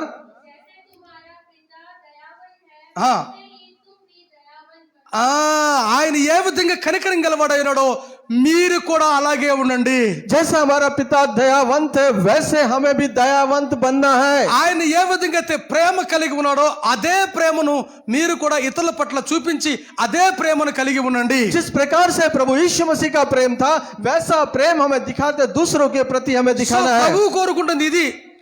ప్రభు కోరుకుంటుంది ఇది. प्रभु हमसे ये चाहते हैं, నీవు దేవుని సన్నిధికి వచ్చి పాటలు పాడు, వాక్యం చెప్పు, లేకపోతే బండ్లు దుడువు, లేకపోతే ఏదైనా చర్చిలో ఏదైనా పనులుంటే చెయ్యి, కాదట్లేదు. प्रभु के भवन में आके गाना गा सकते हैं, कुछ काम कर सकते हैं, या किसी भी प्रकार के यहाँ पे आप सेवा कर सकते हैं, वो सब करिए. लेकिन వీటన్నిటికంటే శ్రేష్టంగా ప్రభు కోరుకుంటుంది ఏంటంటే నీవు ఆయన్ని వెంబడించాలి. ये सारे बातों से बढ़कर परमेश्वर आपसे ये चाहते हैं कि आप उनके प्रभु के पीछे चले, ఆయన వలె నువ్వు జీవించగలగాలి. प्रभु के समान आप जीवन जिए. అది కోరుకుంటున్నాడు ప్రభు. ये चाहते हैं प्रभु. ఇదే మాటని హెబ్రీయులకు రాసిన పత్రిక 8వ అధ్యాయం 12వ వచనంలో చూడండి ఏమన్నాడు. इसी बात को इब्रानियों की पत्री उसका 8वां अध्याय उसका 12 वचन में हम देखेंगे. చూడండి ఒకసారి. इब्रानियों 8:12 में देखिए. कोई निकलने से पढ़ सकता है. इब्रानियों की पत्री उसका 8 अध्याय उसका 12 वचन. 12 वचन. हाँ हाँ, అది ఆయన ఏమవుతారంట, వాళ్ళ యొక్క దోషముల విషయమై దయ కలిగి జీవిస్తాడంట. वही कहते हैं कि उनके अधर्म के विषय में मैं दयावंत होऊंगा. సో అలాగనే మీరు కూడా ఇతరుల పట్ల దయ కలిగి జీవించాలి. इसी प्रकार से आपको भी दूसरों के प्रति ऐसा दयावंत बनना है. నేను మిమ్మల్ని ప్రేమించినట్లు మీరు కూడా ఒకరినొకరు ప్రేమించబద్దులై ఉన్నారు. जिस रीति से प्रभु हमसे प्रेम करते हैं वैसे हम भी एक दूसरे से प्रेम रखें. సో ప్రభు కోరుకుంటుంది అదే. यही प्रभु हमसे चाहते हैं. మనకి మాదిరి ఎవరో తెలుసా? हमारा आदर्श कौन है आपको मालूम है? యేసుక్రీస్తు ప్రభువారే మనకు మాదిరి. प्रभु यीशु मसीह ही हमारा आदर्श ఈ है. లోకంలో ఎవరు మనకు మాదిరి కాదు. इस दुनिया में हमारा आदर्श और कोई नहीं है. యేసయ్యే మనకు మాదిరి. प्रभु यीशु मसीह ही हमारा आदर्श है. బైబిల్లో స్పష్టంగా సెలవిస్తా ఉంది, बाइबल स्पष्ट रीति से कहता है యేసయ్యే మన మాదిరి అని. प्रभु यीशु मसीह हमारा आदर्श है. చూడండి హెబ్రీయులకు రాసిన పత్రిక 6వ అధ్యాయం 20వ వచనం చూడండి ఒకసారి. इसी इब्रानियों की पत्री 6 अध्याय उसका 20 वचन में देखिए. చూడండి ఏమన్నాడు చూడండి 20వ వచనం చూడండి. देखिए 20 वचन में क्या कहता है. నిరంతరము మెల్కీసెదెకు క్రమము చొప్పున ప్రధాన యాజకుడైన యేసు అందులోనికి మనకంటే ముందుగా మన పక్షమున ప్రవేశించునని రాయబడి ఉంది. जहाँ यीशु मिल्किसिदक के रीति पर सदा काल का महायाजक बनकर हमारे लिए अगुओं के रूप में प्रवेश किया. సో హంసే పహలే అంటే మనకంటే ముందుగా, हमसे पहले మనకంటే ముందుగా ఆయన నడుస్తూ ఉన్నాడు. हमसे आगे पहले हमारे आगे प्रभु यीशु मसीह चलते हैं. आप निकलने की जरूरत नहीं है. फिलिपियों के पत्र में ऐसा लिखा हुआ है, मसीह आने तक आपका चाल चलन प्रभु का सुसमाचार जैसा रहना है. लिखा है फिलिपियों के पत्र में लिखा है, उसमें हमें निकालने की आवश्यकता नहीं है. लिखा है कि हमारा चाल चलन प्रभु यीशु मसीह के योग्य रहे. సో ఆయన వచ్చేంత వరకు మన ప్రవర్తన ఆయన ఈ లోకంలో ఏ విధంగా జీవించాడో, దేవుని యొక్క మాటలు ఏ విధంగా సెలవిస్తున్నాయో అట్టి విధంగా మనం ముందుకు నడవాలని చెప్తా ఉన్నాడు. प्रभु यीशु मसीह के दूसरे आगमन तक हमारा जीवन परमेश्वर के वचन के अनुसार प्रभु के जैसा हमारा जीवन होना चाहिए. ఆత్మీయ జీవితాన్ని కలిగి మనం ముందుకు కొనసాగాలి. हम आत्मिक जीवन में चलते हुए आगे बढ़ना है. ఎప్పుడైతే అట్టి విధంగా కొనసాగుతామో जब हम इस रीति से आगे बढ़ेंगे దేవుడు అద్భుతకర రీతిలో మనల్ని దీవిస్తాడు. प्रभु अद्भुत रीति से हमें आशीष देंगे. ఇలా చేయడం సాధ్యమేనా? क्या ऐसा करना संभव है कि नहीं? యేసయ్య వలె జీవించడం సాధ్యమేనా? क्या प्रभु यीशु मसीह के समान हम जी सकते हैं कि नहीं? సాధ్యమేనది? क्या यह संभव है? ఈ లోకంలో ఉన్నంతసేపు जब तक हम इस दुनिया में हैं. యేసయ్య వలె ఇప్పుడు గాంధీ గారు చెప్పినట్టు ఒక చంప కొడితే ఇంకో చంప చూపిస్తాం మనం నిజంగా? क्या जिस प्रकार से महात्मा गांधी जी ने कहा था, एक गाल में यदि कोई थप्पड़ मारे तो दूसरा गाल भी फेर दो, क्या ऐसा जीवन हम जीते हैं? అది బైబిల్లో ఉన్న రాయబడిన మాటే కదా. क्या ये वचन तो ये बातें तो बाइबल में भी लिखा हुआ है ना. ఒకవేళ ఎవరన్నా మనల్ని చంప మీద కొట్టారు అనుకోండి, मान लीजिए कोई हमारे एक गाल में थप्पड़ मारे तो నువ్వు చూపించగలవు రెండో చంప, ఇంకో చంప కూడా ఉంది కొట్టమని? क्या आप अपना दूसरा गाल भी उन्हें दिखा सकते हैं कि आप इधर भी मारिए करके? చూపిస్తారా? क्या ऐसा कर सकते हैं? ఉన్నారు అట్లాగా? क्या ऐसा है? ఇప్పుడు యేసయ్యని కొడితే మౌనంగా ఉన్నాడు. प्रभु यीशु मसीह को जब मारे तो वो चुपचाप मौन से रहे, मौन धारण किए रहे. ఒకటి తక్కువ 40 దెబ్బలు కొట్టారు కదా. उन्हें 39 कोड़े मारे ना. సో ఆయన ఏమని అన్నాడా? क्या प्रभु यीशु मसीह ने उनको कुछ कहे? రే నేను సిలువ మీద నుంచి దిగానంటే మాత్రం నీకుందే, देखो मैं क्रूस से उतरूंगा, उतरने के बाद तुम्हें देख लूंगा, ऐसा प्रभु कहे क्या? అన్నాడా? क्या ऐसा कहे? మనం ఊరుకుంటామా మనల్ని ఎవరేమన్నా అంటే? हमें कोई कुछ कहता तो क्या हम चुप रह पाते हैं? ఒకవేళ వాళ్ళు డ్యూటీకి వెళ్ళినా కూడా డ్యూటీ నుంచి వచ్చిన దాకా అక్కడే వాళ్ళ ఇంటి దగ్గర ఎదురు చూస్తా ఉండి వాడు రావాలా, ఈ రోజు వాడు అంతా అటు ఇటు తెలవాలని. मान लीजिए हम वो ड्यूटी चला गया होगा, वो अब इस बात का इंतजार करेंगे वो ड्यूटी से आने दो, तब मैं उसको मैं देख लूंगा, उसको मैं मारूंगा, उसको छोड़ूंगा नहीं. అంతేనే కదా? हम ऐसा सोचते हैं कि नहीं? विक्रम अंतेना? विक्रम तो ऐसा है कि नहीं? विक्रम ऐसा है कि नहीं? छोड़ेंगे क्या? नहीं छोड़ेंगे ना? नहीं छोड़ेंगे, लेकिन परमेश्वर छोड़ता है. वैसी परमेश्वर जैसा दया दिखाता है ऐसे हम लोग भी दिखाना है। देखिए, हम तो नहीं छोड़ेंगे, लेकिन परमेश्वर जिस प्रकार से लोगों के प्रति दया दिखाते हैं वैसा दया हमें भी दिखाना है। సో ఇది మనకి పాసిబులేనా అంటే ఆయన అంటాడు నమ్ము ప్రతివానికి విశ్వసించు ప్రతివానికి నీవు విశ్వసించిన ప్రకారమే జరుగుతుంది। देखिए, क्या ये हमारे लिए संभव है? क्या परमेश्वर के वचन कहते हैं जो विश्वास करेगा उसको उस विश्वास के अनुसार कार्य उनके जीवन में సో होगा। నీవు విశ్వాసం ఉంచి ఇది జరుగుతుంది అంటే ఖచ్చితంగా జరుగుతుంది। यदि आप विश्वास के साथ कहेंगे कि संभव है मैं ऐसा जीवन जीऊं, तो आप निश्चित रूप से जी पाएंगे। ఇప్పుడు చూడండి, రక్తస్రావం కలిగిన స్త్రీ యేసుక్రీస్తు ప్రభు దగ్గరికి వచ్చి ముట్టింది। प्रभु 12 वर्ष से लहू बहने वाली स्त्री प्रभु यीशु मसीह के आकर उनके वस्त्र को छुई। तो आप बताइएगा कौन चंगा किया करके बोले थे यीशु मसीह ने? क्या उनको चंगाई कौन किए? प्रभु यीशु मसीह ने पूछे थे उनसे, बोलिए कौन किया? बोलिए ना, कौन किया? कौन उनको विश्व चंगाई दिया 12 वर्ष से लहू बहने वाली स्त्री को? यीशु मसीह ने कहा था ना, क्या कहा था? कौन चंगाई दिया उनको? प्रभु यीशु मसीह ने कहा उनको चंगाई कौन दिया उस स्त्री को? उनका विश्वास। उनका विश्वास उन्हें चंगाई दिया है कि नहीं? आप लोग भी हम लोग भी మనము కూడా అలాగనే విశ్వాసము కలిగి ఉంటే यदि हम भी इसी प्रकार से विश्वास करेंगे तो हम लोग जीत पाएंगे, हम विजयी हो जाएंगे। कहीं भी అంటే ఎక్కడికి వెళ్ళినా కూడా మనం విజయాన్ని పొందుకుంటాం। हम चाहे कहीं भी जाए हम उस वहां पे विजयी को पाएंगे। యేసయ్య వలె నడవడానికి మనకు అవకాశం ఉంటది। हमें प्रभु यीशु मसीह के समान चलने का अवसर मिलेगा। ఆయన దేవుడు కాబట్టి నడిచాడు। वे प्रभु थे इस कारण वैसा जीवन जी पाए। నేను మనిషిని నడవలేనంటే मैं ఎప్పటికీ నడవలేవు। मनुष्य हूं, मैं कभी ऐसा नहीं कर सकता हूं करके ऐसा सोचेंगे तो कभी नहीं कर पाएंगे। అంత మాత్రమే కదా యేసయ్యను కూడా కలవలేవు। अब केवल उतना ही नहीं, कभी आप प्रभु से मिल भी नहीं पाएंगे। 40 సంవత్సరాలు 50 సంవత్సరాలు దేవుడి సన్నిధికి వెళ్ళినా అప్పుడు వ్యర్థమే। 40 साल 50 साल भी यदि परमेश्वर के भवन में जाए तो भी व्यर्थ होगा। యేసు దేవుడు ఇదే కోరుకున్నాడు, నీవు నాతో నన్ను వెంబడించి నడవమని। प्रभु हमसे यही चाहते हैं कि आप उनके पीछे पीछे चले। ఈ రోజు ఎంతమంది ఇష్టపడుతున్నారు ఆయనతో పాటు आज నడవడానికి? कितने लोग चाहते हैं कि वे प्रभु के पीछे पीछे चले? दिखाइएगा इसी कितना आप अपना लोग हाथ उनके साथ दिखाइए। चलने के लिए तैयार है? देखिए, विक्रम आप आप तैयार प्रभु के नहीं साथ है? चलना चाहते हैं? नहीं है कि नहीं है ना? है। तो ప్రభు के साथ चलना है। हमें प्रभु के साथ चलना है। అది హిందీలో కూడా ఒక పాట ఉంది కదా, ఏది no turning back, no turning back, Hindi में क्या है? यीशु के पीछे मैं चलने लगा, यीशु का पीछे मैं चलने लगा, लौटूंगा। समझ में आया ना? यीशु के पीछे యేసయ్య వెనకాల మనం వెళ్ళాలి। प्रभु यीशु मसीह के पीछे हमें चलना है। ఆయన లక్షణాలను తీసుకుంటూ మనం వెళ్ళగలగాలి। उनके गुणों के समान, उनके लक्षणों के प्रकार से हमें भी चलना है। ఎప్పుడైతే మనం వెళ్తామో जब हम चलेंगे ఆయన వలె సింహాసనం మీద కూర్చుంటే అర్హత దేవుడు మనకిస్తాడు। उनके समान सिंहासन पर बैठने का सौभाग्य परमेश्वर हमें ఈ देंगे। భూలోకంలో అన్నిటిని జయించే శక్తి దేవుడు మనకిస్తాడు। इस दुनिया में हर एक चीजों पर विजय होने का सामर्थ्य परमेश्वर देंगे। యేసు క్రీస్తు వారిని సిలువ వేశాడు। प्रभु यीशु मसीह को क्रूस पर चढ़ाए। సిలువ వేసినప్పుడు ఆయన ఏమన్నాడు తెలుసా?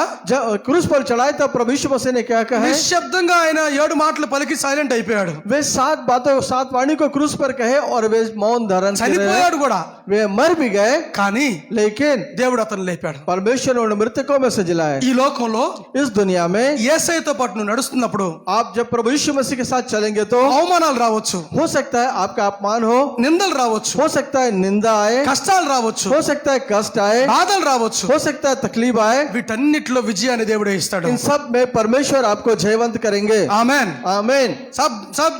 सब लोग कहने हैं आमेन, सभी कहिए आमीन, आमेन। आमीन। సో ప్రభు का साथ चलने से దేవునితో పాటు నడవడం ద్వారా प्रभु यीशु मसीह के साथ चलने के द्वारा విజయం మనకు వస్తది। हम विजयी होंगे। మొట్టమొదటి వచ్చేసరికి యేసు ప్రభులతో పాటు వెళితే మంచి ధైర్యం వస్తుంది మనకి। पहली बात, प्रभु यीशु मसीह के पीछे चलने से हमें हिम्मत मिलेगा। యేసు క్రీస్తు వారితో పాటు నడవడం వల్ల, ఆయన యొక్క వాక్యములో బడపట్టడం వల్ల మంచి ధైర్యము మనకు సమకూర్చబడుతుంది। परमेश्वर के पीछे चलने के द्वारा, उसके वचन के अनुसार चलने के द्वारा एक अच्छा हिम्मत हमारे हृदय में आएगा। ఆ ధైర్యం ఎలాగో నేను చెప్తాను మీకు। वो हिम्मत क्या है उसके बारे में मैं आपको యేసు बताऊं। క్రీస్తు వారిని తీసుకెళ్లిపోయి పిలాతు దగ్గర నిలబెట్టారు। प्रभु यीशु मसीह को पिलातुस के पास ले जाकर खड़ा किए। సో పిలాతు దగ్గర నిలబెట్టినప్పుడు పిలాతు ఏమన్నాడు? पिलातुस के पास जब खड़ा किया तो पिलातुस ने क्या कहे? मेरा को अधिकार है आपको छोड़ने के लिए, है कि नहीं? कहा मुझे अधिकार है। तो प्रभु से कहा कि आपको छोड़ने के लिए। तुरंत प्रभु यीशु मसीह ने क्या कहा? तब प्रभु यीशु मसीह ने उनसे क्या कहा? नहीं, आपको अधिकार नहीं है। उन्होंने कहा आपको अधिकार नहीं है। నా దేవుడు అధికారం ఇస్తే తప్ప నువ్వు నన్ను తాకడానికి కూడా వీల్లేనే. मेरे पिता परमेश्वर के ओर से दिए गए अधिकार के अलावा मुझे छू भी नहीं सकते। ఈ లోకంలో లక్షల మంది నీకు వ్యతిరేకం అవ్వచ్చు, हो सकता है इस दुनिया में लाखों लोग आपके विरोध में हो శ్రమలు నీకు వ్యతిరేకంగా రావచ్చు. सकता है सारे मुसीबत आपके विरोध में आए, యేసయ్య అనుమతించకపోతే రానే लेकिन प्रभु यीशु मसीह की अनुमति के बिना आपके जीवन में बिल्कुल రానే రావు. नहीं आ सकता। యోబు దగ్గరికి శ్రమలు ఎట్లా వచ్చినాయి? अय्यूब के जीवन में मुसीबत कष्ट कैसे आया? దేవుడు పర్మిషన్ ఇస్తేనే వచ్చినాయా, పర్మిషన్ ఇవ్వకుండా వచ్చినాయా? परमेश्वर के अनुमति देने के द्वारा ही आया कि बिना परमेश्वर की अनुमति क्या आया? బతాయిగా, आप बताइए। చెప్పండి. అనుమతి ఇస్తేనే వచ్చినాయా, అనుమతి ఇవ్వకపోతే వచ్చినాయా? अनुमति देने से आए कि बिना अनुमति के आए? బతాయిగా నా, आप लोग बताइए। అనుమతి ఇస్తేనే వచ్చినాయి. अनुमति देने के द्वारा आया, है कि नहीं? हाँ कि नहीं? तो नहीं तो क्या होता है, మన చుట్టూ దేవుడు ఏం చేశాడు? కంచె వేశాడు. देखिए उनके चारों ओर क्या किया, परमेश्वर ने बाड़े को बांधे। సో ఆ కంచెని దాటి రావాలంటే సాతానికి వల్ల కాదు. उस बाड़े को पार करके अंदर आना शैतान की हिम्मत के नहीं है। కొన్నిసార్లు మనమే పాపం చేసి ఆ కంచెని తీసివేస్తాం, कई కానీ बार हम पापों को करने के द्वारा उस बाड़े को तोड़ देते हैं, కానీ ఆ కంచె ఉన్నంతసేపు మనం దేనికి భయపడాల్సిన అవసరం లేదు. लेकिन जब तक वो बाड़ा बांधे हुए तब तक हमें किसी से डरने की जरूरत नहीं है। యేసుక్రీస్తు ప్రభువారిని ఎప్పటి నుంచో చంపాలని చూస్తున్నారు, प्रभु यीशु मसीह को कब से मार डालने का प्रयत्न कर रहे थे, కానీ అదంతా అవ్వలేదు. लेकिन वो कभी भी पूरा नहीं हुआ। ఒక్కసారి అయింది. लेकिन एक ही बार हुआ। అది ఎప్పుడైంది తెలుసా? वो कब हुआ आपको मालूम है? కేవలము ఆయన దేవుడు పర్మిషన్ ఇచ్చిన తర్వాతనే ఆయన తీసుకెళ్లిపోయి సిలువ వేశారు. परमेश्वर पिता की अनुमति के मिलने पर ही उनको ले जाकर क्रूस पर चढ़ाए। మీరు విశ్వసిస్తారా? क्या आप विश्वास करते हैं? దేవునికి సర్వాధికారం ఇవ్వబడింది. हम देखते हैं परमेश्वर के पास सर्वाधिकार है। ఆకాశంలో అధికారం ఇవ్వబడింది, देखिए प्रभु को स्वर्ग का अधिकार दिया गया, భూమి మీద కూడా అధికారం ఇవ్వబడింది. पृथ्वी के ऊपर भी अधिकार दिया गया। ఆయన లేకుండా ఏది జరగదు. उनके बिना कुछ भी नहीं होता। ఈ విశ్వాసం నీకుంటే यदि ये विश्वास आपके जीवन में है तो నీకు మంచి ధైర్యం కలిగి ఉంటావు. आप एक बहुत बड़ी हिम्मत को पाएंगे। ఎప్పుడు భయపడాల్సిన అవసరం లేనే. कभी भी आपको डरने की जरूरत అందుకనే యేసుక్రీస్తు వారు అన్నాడు, పిలాతు నాకు అధికారం ఉందంటే, బాబు నీకు అధికారం లేదు, నా దేవుడు నా తండ్రి అధికారం ఇస్తేనే ఆ అధికారం నీకు వచ్చింది, లేకపోతే నీకు అధికారం లేనే లేదని చెప్పి उसने कहा मेरे पास अधिकार है, लेकिन तब परमेश्वर ने कहा पिता परमेश्वर ने अधिकार दिया तब आपके पास अधिकार है, नहीं तो आपके पास अधिकार మనల్ని కూడా మనల్ని తాకాలన్న वैसे हमें छूने के लिए भी ఆఫీసులో గానీ, हो सकता है ऑफिस में हो ఇంటి దగ్గర గానీ, या घर में हो ఎక్కడైనా గానీ, या कहीं पर भी हो, దేవుని బిడ్డలుగా పిలువబడుతున్న మనము, परमेश्वर के बच्चे कहलाने वाले हम, ఆయన్ని వెంబడించే వారిగా ఉన్న మన జీవితంలో उनके पीछे चलने वाला हमारा इस जीवन में ఏమవుతుందో తెలుసా? क्या होगा आपको मालूम है? యేసయ్య మనతో పాటు ఉంటాడు. प्रभु यीशु मसीह हमारे साथ में रहेंगे। आमेन, आमेन। పెద్ద చెప్పండి ఆమేన్. बड़े जोर से कहिए आमेन। और जोर से कहना है और जोर से कहिए आमेन। आमेन। यस, प्रभु का साथ चलने से हम लोग को हिम्मत मिल जाएगा. प्रभु के साथ हम चलेंगे तो हमें हिम्मत मिलेगा। दूसरा, और दूसरी बात, రెండోది వచ్చేసరికి మనకంటే ముందుగా అనేక మంది దేవుని యొక్క భక్తులు ఎంతో మంది ఉన్నారు. देखिए हमारे आगे और भी कई परमेश्वर के भक्त जन हैं। పౌలు అంటాడు, प्रेरित पौलुस कहते हैं, 2 కొరింథీయులకు రాసిన పత్రిక తీయాల్సిన అవసరం లేదు, కానీ 2 కొరింథీయులకు రాసిన పత్రిక 11వ అధ్యాయం మొదటి వచనంలో ఇలాగ అంటాడు. देखिए दूसरा कुरिन्थी 11 अध्याय उसका पहला वचन में इस प्रकार से लिखा है, निकालने की आवश्यकता नहीं है। నేను క్రీస్తును పోలి నడుచుకున్న ప్రకారంగా మీరు నన్ను పోలి నడుచుకోమంటున్నాడు. जैसे मैं मसीह के पीछे चला वैसे तुम मेरे पीछे चलो। సో ఎన్నో బాధల్లో కూడా వాళ్ళు వెళ్ళారు. वे कई तकलीफों से भी वे गुजरे। యేసు క్రీస్తు ప్రభువారు శోధించబడ్డాడు, కానీ విజయాన్ని పొందుకున్నాడు. हम देखिए प्रभु यीशु मसीह परखे गए परंतु वह विजयी हो गए।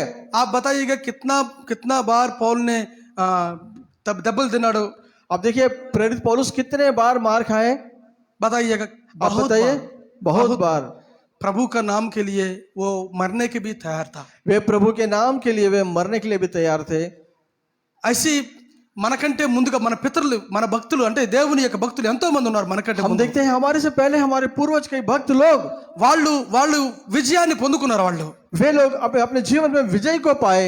సో ఈ రోజున మనం కూడా విజయాన్ని పొందుకోగలిగాలంటే, इस रीति से यदि हम भी विजय पाना चाहते हैं మనం तो కూడా ఆయన యొక్క అడుగుజాడలో మనం వెళ్ళగలగాలి. हम भी प्रभु के पद चिन्हों पे चलना चाहिए। చాలా మంది ఏమనుకుంటారు తెలుసా? बहुत सारे लोग क्या सोचते हैं मालूम है? ఈ యొక్క పాపాలు క్షమించబడిన తర్వాత అమ్మయ్య నేను నా పాపాలు క్షమించబడ్డాయి, ఇంకా నేను బిందాస్గా బ్రతకొచ్చాను అనుకుంటారు. कई लोग सोचते हैं मेरे पाप अब क्षमा हो गए, अब मैं बिंदास जीवन जी सकता हूँ। नहीं, हम लोग प्रभु के पास आने से खत्म हो गया, हम लोग उद्धार पाए, ऐसा नहीं है. हम प्रभु यीशु मसीह के पास आ गए, हम उद्धार को पा लिए, बस ऐसा करके नहीं है। ये बात यहीं तक అవి खत्म नहीं है। నేను ఒక మాట చెప్తాను, మీకు ఎగ్జాంపుల్ చెప్తాను. मैं आपको एक उदाहरण बताना चाहता हूँ। యేసు క్రీస్తు వారు ఒక ముగ్గురు వ్యక్తులను పిలిచాడు. प्रभु यीशु मसीह 3 व्यक्तियों को बुलाए। ముగ్గురికి ఒకరికి 5 తలంతులు, एक को 5 दिनार, ఒకరికి 2 తలంతులు, एक को 2 दिनार, ఒకరికి 1 తలంతే ఇచ్చాడు. एक को 1 दिनार दिए। తర్వాత ఏం జరిగింది చెప్పండి? उसके बाद क्या हुआ? उन लोग जाकर व्यापार किए थे. वे लोग जाकर अपना व्यापार करे। ఆ తర్వాత ఏమైంది? ఆ తర్వాత 5 ఇవ్వబడిన వాడు 5 తలంతులు ఇంకా ఎక్స్ట్రా 5 తలంతులు సంపాదించాడు. देखते जिनको 5 दिनार दिया गया था वे और 5 दिनार को कमाए। 2 ఇవ్వబడిన వాడు, जिनको 2 दिनार दिया गया था, बताइए क्या हुआ? वे क्या किए? और दो लाया है. और वे 2 दिनार और कमाए। तो ఒకటి ఇచ్చిన వాడు ఏం చేశాడు చెప్పండి? लेकिन जिनको 1 दिनार दिया गया था वे क्या किए? आप बताइए कि क्या हुआ? एक दिनार लिया वो जो है वो उसके बारे में प्रभु ने क्या कहा? और जिनको 1 दिनार दिया गया था उसने क्या किया और प्रभु उनके बारे में क्या कहे? दोनों को 5 दो लिया है, वो 5 कमाया था. 2 जो लिया था वो भी 2 कमाया था. एक जो लिया था वो क्या किया? ఏం చేశాడు? తీసుకెళ్ళిపోయి దాచిపెట్టేశాడు. वो क्या किया? जिसको 1 दिनार दिया गया था उसको ले जाके उसने छुपा दिया। మొదటి ఇద్దరిని దేవుడు ఏమన్నాడు? पहले 2 व्यक्तियों को प्रभु ने क्या कहे? బలా మంచి దాసుడా అని పిలిచాడు. अच्छा विश्वास योग्य दास कह के ఆ बुलाया। చివరి వ్యక్తిని ఏమని పిలిచాడు? और वो उस अंतिम व्यक्ति को क्या बोल के बुलाए? आप बोलिए क्या बोले? परमेश्वर ने, यीशु मसीह ने क्या बोला? उनको प्रभु यीशु मसीह ने क्या कहे? బలా చెడ్డ దాసుడా అని పిలిచాడు. बड़ा मूर्ख दास कहे। ఇప్పుడు మీరు చెప్పండి, ఏ దాసుడిగా మీరు ఉండాలనుకుంటున్నారు? अब आप बताइए आप किस दास के समान अपना जीवन जीना चाहते हैं? ప్రభు మంచి జీవితాన్ని ఇచ్చాడు, प्रभु एक अच्छा जीवन हमें दिए हैं। కావాల్సినవి మనకు సమకూర్చాడు, सर, కావాల్సినవి మనకు ఇస్తూ ఉన్నాడు. जितनी आवश्यकता हमें उस सारी चीजों को हमें दिए। ఈ రోజున ప్రభు నీ గురించి ఏం చెప్పాలని నువ్వు కోరుకుంటున్నావు? आज प्रभु आपके बारे में क्या कहना चाहते हैं? आप क्या चाहते हैं? నీకు రక్షణ ఇస్తే जब आपको उद्धार दिए हैं ఆ రక్షణ తీసుకొని ప్రభు వలె నడుస్తున్నావా లేదా? आप उस उद्धार को जो प्रभु दिया है उसको लेकर के आप प्रभु के समान जीवन जी रहे हैं कि नहीं? యేసయ్య వచ్చేంత వరకు ఆయన వలె మనం నడవగలగాలి. हम प्रभु यीशु मसीह के दूसरे आगमन तक प्रभु यीशु मसीह के समान चलना है। సో ఇక్కడ అదే అంటున్నాడు ప్రభు, అదే అంటున్నాడు. यहाँ पर प्रभु वही बात को कहते हैं। మనం ఏం చేయాలి తెలుసా? हमें क्या करना चाहिए आपको मालूम है? అనేక మందికి మాదిరికరంగా జీవించాలి. हमें अनेक लोगों के लिए एक आदर्श के समान जीना है। समझ में आया ना? आप समझ गए? हम लोग मैसी लोग कहलाते हैं, लेकिन मैसी जैसा नहीं चलते हैं. इसलिए सब लोग क्या बोलते हैं? अगल बगल में वाले क्या बोलते हैं? इन लोग मैसी कहलाते हैं लेकिन मैसी जैसे नहीं चलते हैं. हम लोग क्यों उनका ऊपर, परमेश्वर को ऊपर विश्वास करके बोलते हैं कि नहीं? कई बार हम लोग देखते हैं हमारा जीवन मसीह कहलाते हैं लेकिन हमारा जीवन मसीह के समान नहीं है। जब हमारे पड़ोसी देखते हैं ये लोग मसीह तो कहलाते हैं लेकिन मसीह का जीवन इनमें नहीं है, तो हम लोग क्यों मसीह बने, क्यों प्रभु को ग्रहण करें? होता है कि नहीं? అలాగ అవుతుందా అవదా? ऐसा होता है कि नहीं? అందుకనే మన జీవితం ఎప్పుడు కూడా జాగ్రత్తగా కాపాడుకోవాలి. इस कारण हम अपने जीवन को बड़े सावधानी से चलना चाहिए। యేసయ్య చేత మంచి దాసుని పిలిపించుకోవాలి. हम प्रभु के साथ एक अच्छा विश्वास योग्य दास कहलाए। మన చుట్టుపక్కల ఉన్న ప్రజలతో పాటు కూడా మనం మంచి వ్యక్తిగా పిలువబడాలి. हम हमारे आसपास के चारों ओर के लोगों के सामने भी एक अच्छा नाम कमाना దేవుని है యొక్క సంఘములో కూడా మంచి వ్యక్తులుగా మనం పిలువబడాలి. और परमेश्वर की कलीसिया में भी एक अच्छा नाम कमाना है। యేసయ్య మన కోసం ఏం చేశాడో తెలుసా? प्रभु यीशु मसीह हमारे लिए क्या किए हैं मालूम है आपको? वो क्या किया? क्रूस के ऊपर क्या किया था? प्रभु यीशु मसीह क्रूस के ऊपर हमारे लिए क्या किए? ఆయన ప్రాణాన్ని ఇచ్చేశాడు కదా. वे अपने प्राणों को हमारे लिए दे दिए है ना। ఆయన దగ్గర ఏమైతే ఉందో సంపూర్తిగా చివరి రక్త బొట్టు వరకు యేసయ్య మనకి ఇచ్చేశాడు. तो उनके पास जो कुछ था वो सब हमको दे दिए। अंत में अपने खून के अंतिम बूंद को भी हमारे लिए दे दिए। నువ్వు ప్రభు కోసం ఏం చేస్తావు? आप प्रभु के लिए क्या करेंगे? आप बताइए क्या करने वाले हो? आप बताइए आप क्या करने जा रहे हैं प्रभु के लिए? हमेशा प्रभु के पास आकर प्रभु ये दे वो दे ये दे वो दे. क्या आप प्रभु के पास हमेशा आके ऐसे मांगते हैं क्या प्रभु मुझे ये दे वो दे ये दे वो दे? पूछते हैं कि नहीं? क्या हम ऐसा करते हैं कि नहीं? అడుగుతామా లేదా? దేవుని అడుగుతామా లేదా? क्या इस रीति से हम प्रभु से मांगते हैं कि नहीं? लेकिन कभी आप ऐसे सोचो कि नहीं, నువ్వు అలా ఆలోచించావు ఎప్పుడన్నా కానీ దేవుడికి ఏదైనా నేను ఏదైనా చేశానా అని? क्या आप प्रभु के बारे में आप सोचते हैं कि मैंने प्रभु के लिए कुछ किया है? ప్రభు నీ నుంచి ఎక్స్పెక్ట్ చేసేది ఏం లేదు. प्रभु आपसे कुछ भी नहीं चाहते నీ हैं, హృదయాన్ని ఎక్స్పెక్ట్ చేస్తున్నా. मात्र केवल आपके हृदय को चाहते हैं। आमेन. आमीन पता చెప్పాలి आमेन. आमीन जोर से बोलिए आमीन। सो प्रभु के साथ जो चलते हैं वो विजय पाएंगे. जो प्रभु यीशु मसीह के साथ चलते हैं वो पहले जय पाएंगे। दूसरा प्रभु के साथ जो चलता है वो हिम्मत पाएंगे. दूसरा प्रभु यीशु मसीह के पीछे जो चलते हैं वो हिम्मत पाएंगे। మూడోదిగా వచ్చేసరికి ప్రభువుతో పాటు నువ్వు నడిచినప్పుడు నువ్వు నడిచినప్పుడు ఏమవుతుందంటే నిన్ను బట్టి అనేక మంది ప్రభువులోకి రావడానికి అవకాశం ఉంటుంది. जब आप प्रभु के पीछे चलते हैं तो तीसरी बात यह होता है कि आपके जीवन को देखकर बहुत सारे लोग प्रभु के पास आते हैं. అందుకని నీ జీవితాన్ని మొత్తం కంప్లీట్ గా ప్రభువుకు సమర్పించాలి. आप अपने जीवन को संपूर्ण रीति से प्रभु को सौंपिए. నాలుగోది వచ్చేసరికి और चौथी बात यदि हम देखा जाए तो అనేక మంది ప్రజలు వ్యతిరేకం అవ్వచ్చు. हो सकता है बहुत सारे लोग आपके विरोध में हो जाए. ఒక్క మాట చెప్పండి, लेकिन एक बात बताइए, आप ही लोग कहना है, अभी ये बात को समाधान देना है. आप ही इस बात का जवाब दीजिए.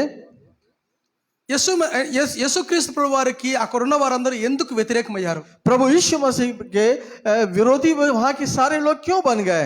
आप बताइएगा. आप लोग बताइए, क्यों वहां के लोग प्रभु यीशु मसीह के विरोधी बन गए? वो कुछ गलत किया था? क्या प्रभु यीशु मसीह कुछ गलत करे? तो क्यों? तो फिर क्यों प्रभु यीशु मसीह के विरोधी बन गए वे लोग? बताने की कोशिश कीजिएगा कम से कम.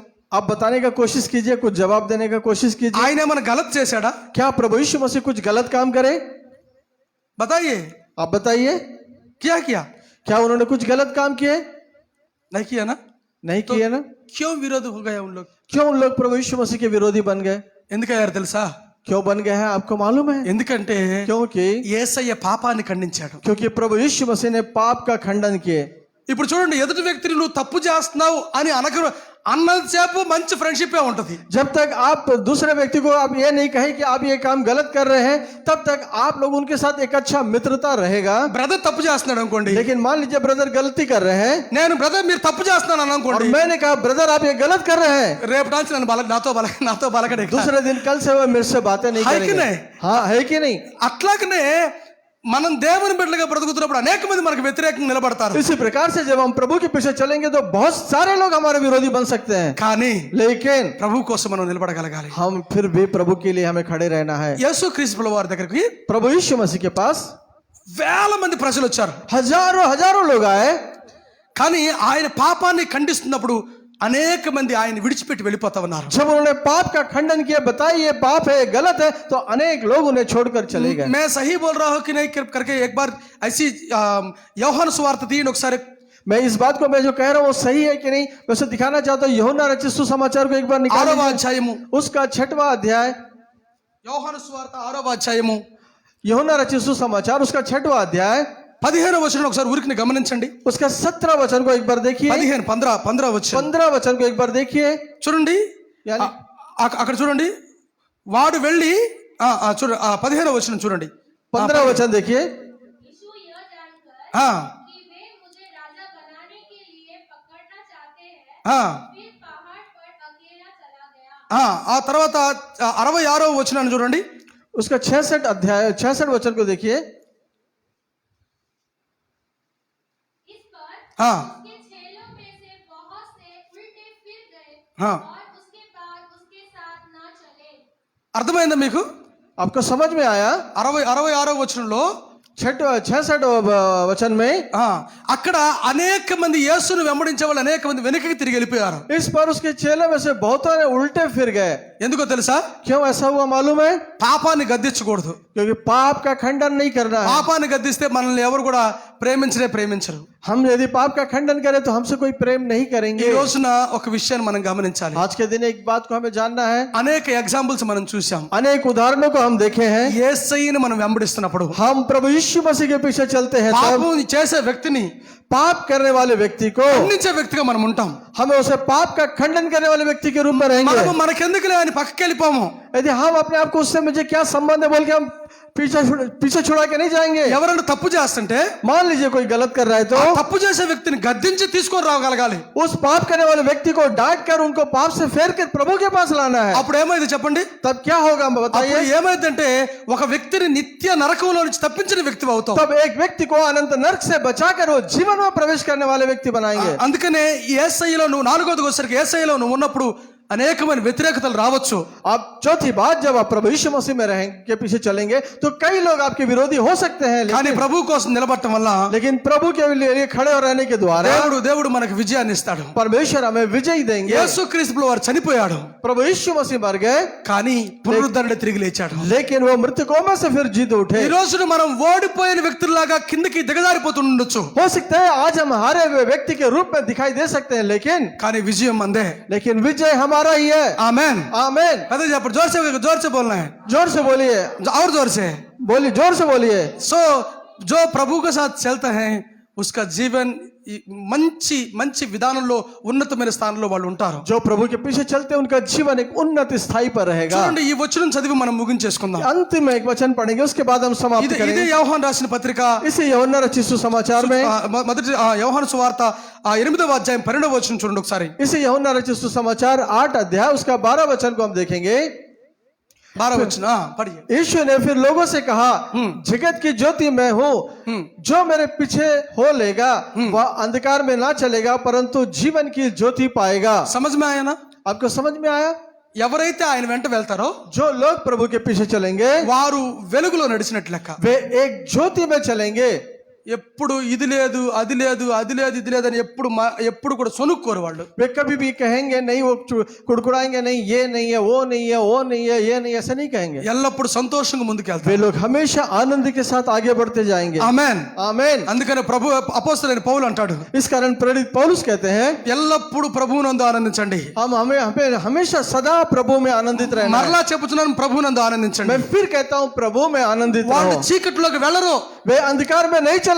ఎవరైతే ప్రభువును వెంబడిస్తున్నారో వాళ్ళు చీకటిలో వెళ్ళడానికి వీల్లేనే లేదు. जो लोग प्रभु के पीछे चलेंगे बिल्कुल अंधकार में जाने के लिए कोई अवसर नहीं है। కాబట్టి అందరూ కూడా ప్రభువు కొరకు చూద్దాం. इस कारण हम सब प्रभु की ओर देखेंगे, ప్రభువును వెంబడిద్దాం. हम प्रभु के पीछे चलेंगे। ఆయన గణపరచడం కాదు కావాల్సింది, केवल उन्हें महिमा करना ही नहीं, ఆయన వలే ఆయన్ని వెంబడించాలి మనం. हमें उनके समान जीवन जीते हुए उनके पीछे चलना है। अभी बताइए, आप बताइएगा क्या करना है, हम लोग क्या करना है? उनको तो महिमा देना है, वो तो सही बात है, लेकिन उससे ज्यादा क्या करना है? उनका पीछे चलना है। हम प्रभु की महिमा तो करना है, ये जरूरी है, लेकिन उससे भी ज्यादा जरूरी है कि हम प्रभु के पीछे चले। उनका पीछे का मतलब क्या है? उनके पीछे चलने का अर्थ क्या है? उसका जैसे चलना है। प्रभु के जैसे हमें चलना है। क्या होता है उसको जैसे चलने से? प्रभु के जैसे चलने से क्या होता है? प्रभु एक ऊंचा स्थान में रखेगा. प्रभु एक उन्नत स्थाई पे हमें रखेंगे। కదా అవునా కదా? क्या ऐसा है कि नहीं? నమ్ముతున్నారా ఈ రోజున? क्या आप इस बात पे विश्वास करते हैं? ఈ రోజు నుంచి ప్రభుతో పాటు నేను నడవడానికి సిద్ధంగా ఉన్నాను అని చెప్పిన వాళ్ళు आज से मैं प्रभु के पीछे चलने के लिए तैयार हूं ऐसे कहने वाले అందరూ తలలు ముచ్చి కళ్ళు మూసుకుందాం. हम सब अपने अपने आंख सिर झुका कर आंख बंद कर ప్రార్థన लें। చేసుకుందాం. हम प्रार्थना करेंगे। ప్రభువా, प्रभु ఈ రోజున आज के दिन మీ వచనం ద్వారా మీరు మాతో మాట్లాడారు. आप अपने वचन के द्वारा हमसे बातें किए हैं। నేను ఎన్నో సార్లు నీ మాటలు విడిచిపెట్టి मैं कई बार आपके बातों को तिरस्कार करते हुए, నిన్ను వెంబడించకుండా आपके पीछे ना चलते हुए, నీ సంఘంలోకి నేను వచ్చాను కానీ, आपके कलीसिया में तो मैं गया था लेकिन, నీ పాటలు నేను పాడాను కానీ, आपके लिए गीत तो गाया था लेकिन, నేను నీ వాక్యాన్ని నేను చదివాను కానీ, मैंने आपके वचन को पढ़ा था लेकिन, నిన్ను వెంబడించడం నేను నేర్చుకోలేదయ్యా. लेकिन आपके पीछे चलना मैं कभी नहीं सीखा ఈ प्रभु। రోజు నుంచి आज से యేసయ్యా, प्रभु నేను నీ వలే నడవడానికి मैं ఇష్టపడుతున్నాను. आपके समान चलना चाहता हूँ। నేను నీ వలే ముందుకు కొనసాగడానికి मैं ఇష్టపడుతున్నాను. आपके समान आगे बढ़ना चाहता हूँ। మీరే నాకు సహాయం చేయండి అయ్యా. आप ही मेरी सहायता నీ कीजिए వలే प्रभु। మీ సింహాసనం మీద నేను కూర్చోవాలని ఆశపడుతున్నాను. आपके समान जैसे आप सिंहासन पर बैठे हो मैं भी सिंहासन पर बैठना चाहता हूँ। ఈ లోకములో ఉన్న వాటన్నిటిని విడిచిపెట్టి इस दुनिया की सारी चीजों को छोड़कर నీ కొరకు సాక్షిగా ఉండాలని ఇష్టపడుతున్నాను. आपके लिए गवाह के रूप में जीना चाहता हूँ। మీరే నాకు సహాయం చేయండి आप ही मेरी सहायता कीजिए। అని అడుగుదాం అందరము. ऐसा हम सब प्रभु से मांगे। యేసయ్య వలే నడవడానికి ఇష్టపడుతున్నావా? क्या आप प्रभु के समान जीना चाहते हैं? యేసయ్య వలే జీవించడానికి ఇష్టపడుతున్నావా? क्या प्रभु के समान आप जीना चाहते हैं? ఈ క్షణాన్ని యేసయ్యని అడుగు. इसी क्षण आप प्रभु से पूछिए। ప్రభువా, ఇంతవరకు నేను పెదవులతో నిన్ను గణపరిచాను. प्रभु अब तक मात्र केवल होठों से आपके ఈ రోజు నుంచి నీ వలే నడుస్తూ होठों से मैं आपकी महिमा किया लेकिन आज से मैं आपके समान चलते हुए నా హృదయముతో నేను స్తుతించాలని, मैं अपने हृदय से आपकी स्तुति करना चाहता నిన్ను हूँ। వెంబడించాలని ఇష్టపడుతున్నాను. आपके पीछे चलना चाहता हूँ। మీరే నాకు సహాయం చేయండి ప్రభు అని అడుగుదాం. आप ही मेरी सहायता कीजिए प्रभु, ऐसा हम मांगेंगे। మనం ముందుకు కొనసాగుదాం. हम आगे बढ़ेंगे। దేవుడు మనల్ని మన కుటుంబాన్ని దీవిస్తాడు, प्रभु हमें और हमारे परिवार को आशीष देंगे। ఆశీర్వదిస్తాడు, वे हमें आशीष देंगे, నడిపిస్తాడు. वे चलाएंगे। ప్రార్థన చేసుకుందాం, आइए हम प्रार्थना करेंगे ముందుకు కొనసాగుదాం. और आगे बढ़ेंगे। धन्यवाद धन्यवाद, स्तुति स्तुति तारीफ के योग्य पवित्र परमेश्वर पिता, आपके बच्चे आज आपके स्वर को सुने हैं प्रभु जी। वे इस बात को जाने हैं कि आपके पीछे चलना कितना आवश्यक है प्रभु जी। जब हम आपके पीछे चलेंगे तो हम जीवन में कितनी आशीषों को पाएंगे, इस बात को वे लोग जान गए हैं प्रभु जी। ये वचन उनके हृदय से शैतान किसी भी रीति से चोरी करने ना पाए प्रभु जी। ये जो वचन उनके जीवन में बोया गया, हृदय में बोया गया है, वो उनके जीवन में आशीष लाने पाए, उनके जीवन को बदलने पाए, उनके जीवन को विश्वास में आत्मिकता में आगे बढ़ाने पाए प्रभु जी, वे निरंतर आपके पीछे पीछे चलने पाए प्रभु जी। जिस रीति से प्रेरित पौलुस आपके पीछे पीछे चले और वे एक आदर्श का जीवन छोड़ गए, वैसे प्रभु जी आपके बच्चे भी आपके पीछे चले और दूसरों के लिए एक आदर्श बन सके। ऐसा दया करुणा अनुग्रह प्रभु जी आप सबको दीजिए प्रभु जी। आप ही संभालिए प्रभु जी, आप ही विश्वास की रक्षा कीजिए, आप ही आगे बढ़ाइए। हम अपने आप को आपके हाथों में सौंपते हैं, आपके बच्चों को आपके हाथ में सौंपते हुए यह प्रार्थना हमारा उद्धार करता प्रभु यीशु मसीह के अति पवित्र नाम से मांगते पिता, दया से सुन और ग्रहण कर पिता, आमीन आमीन प्रभु आशीष। చిన్న పాట పాడుతూ ఉన్నప్పుడు హృదయపూర్వకమైనటువంటి కానుకలు సమర్పిద్దాం. हम छोटा गीत गाकर हम प्रभु के लिए भेंट लेंगे। సో ఆ తర్వాత మనము ప్రభు భోజనం కూడా మన కొరకు సిద్ధపరచబడి ఉంది. उसके बाद प्रभु भोज भी हमारे लिए तैयार किया हुआ है। ప్రభువుని సొంత రక్షణగా అంగీకరించిన వాళ్ళు, जितने लोग प्रभु यीशु मसीह को उद्धारकर्ता के रूप में ग्रहण कर लिए हैं వాళ్ళు ప్రభు భోజనంలో పార్టిసిపేట్ చేయొచ్చు. और वे बपतिस्मा लिए हैं, वे लोग प्रभु भोज में भाग ले सकते हैं। కాబట్టి మీరందరూ సిద్ధ మనసు కలిగి ఇప్పుడు పాట పాడుతుండగా మీ హృదయపూర్వకమైన కానుకలు సమర్పించండి. और आप अपने अपने हृदय को तैयार करते हुए जब गीत गाया जा रहेगा तब अपने अपने भेंटों को आप दे सकते हैं। తర్వాత ప్రార్థనతో క్లోజింగ్ అయిపోయిన తర్వాత మనం ప్రభు భోజనంలోకి మనం ముందుకు వెళ్దాం. हम प्रार्थना के द्वारा समाप्त करने के बाद हम प्रभु भोज में आगे बढ़ेंगे। राइट, छोटा सा गीत गाएंगे, उसका उस समय में हम लोग दान दे देंगे. हम एक गीत गाते रहेंगे, उस समय भेंट लिया जाएगा। పాడు పాడు నువ్వు పాడు, అది ఇచ్చేసి పాడు.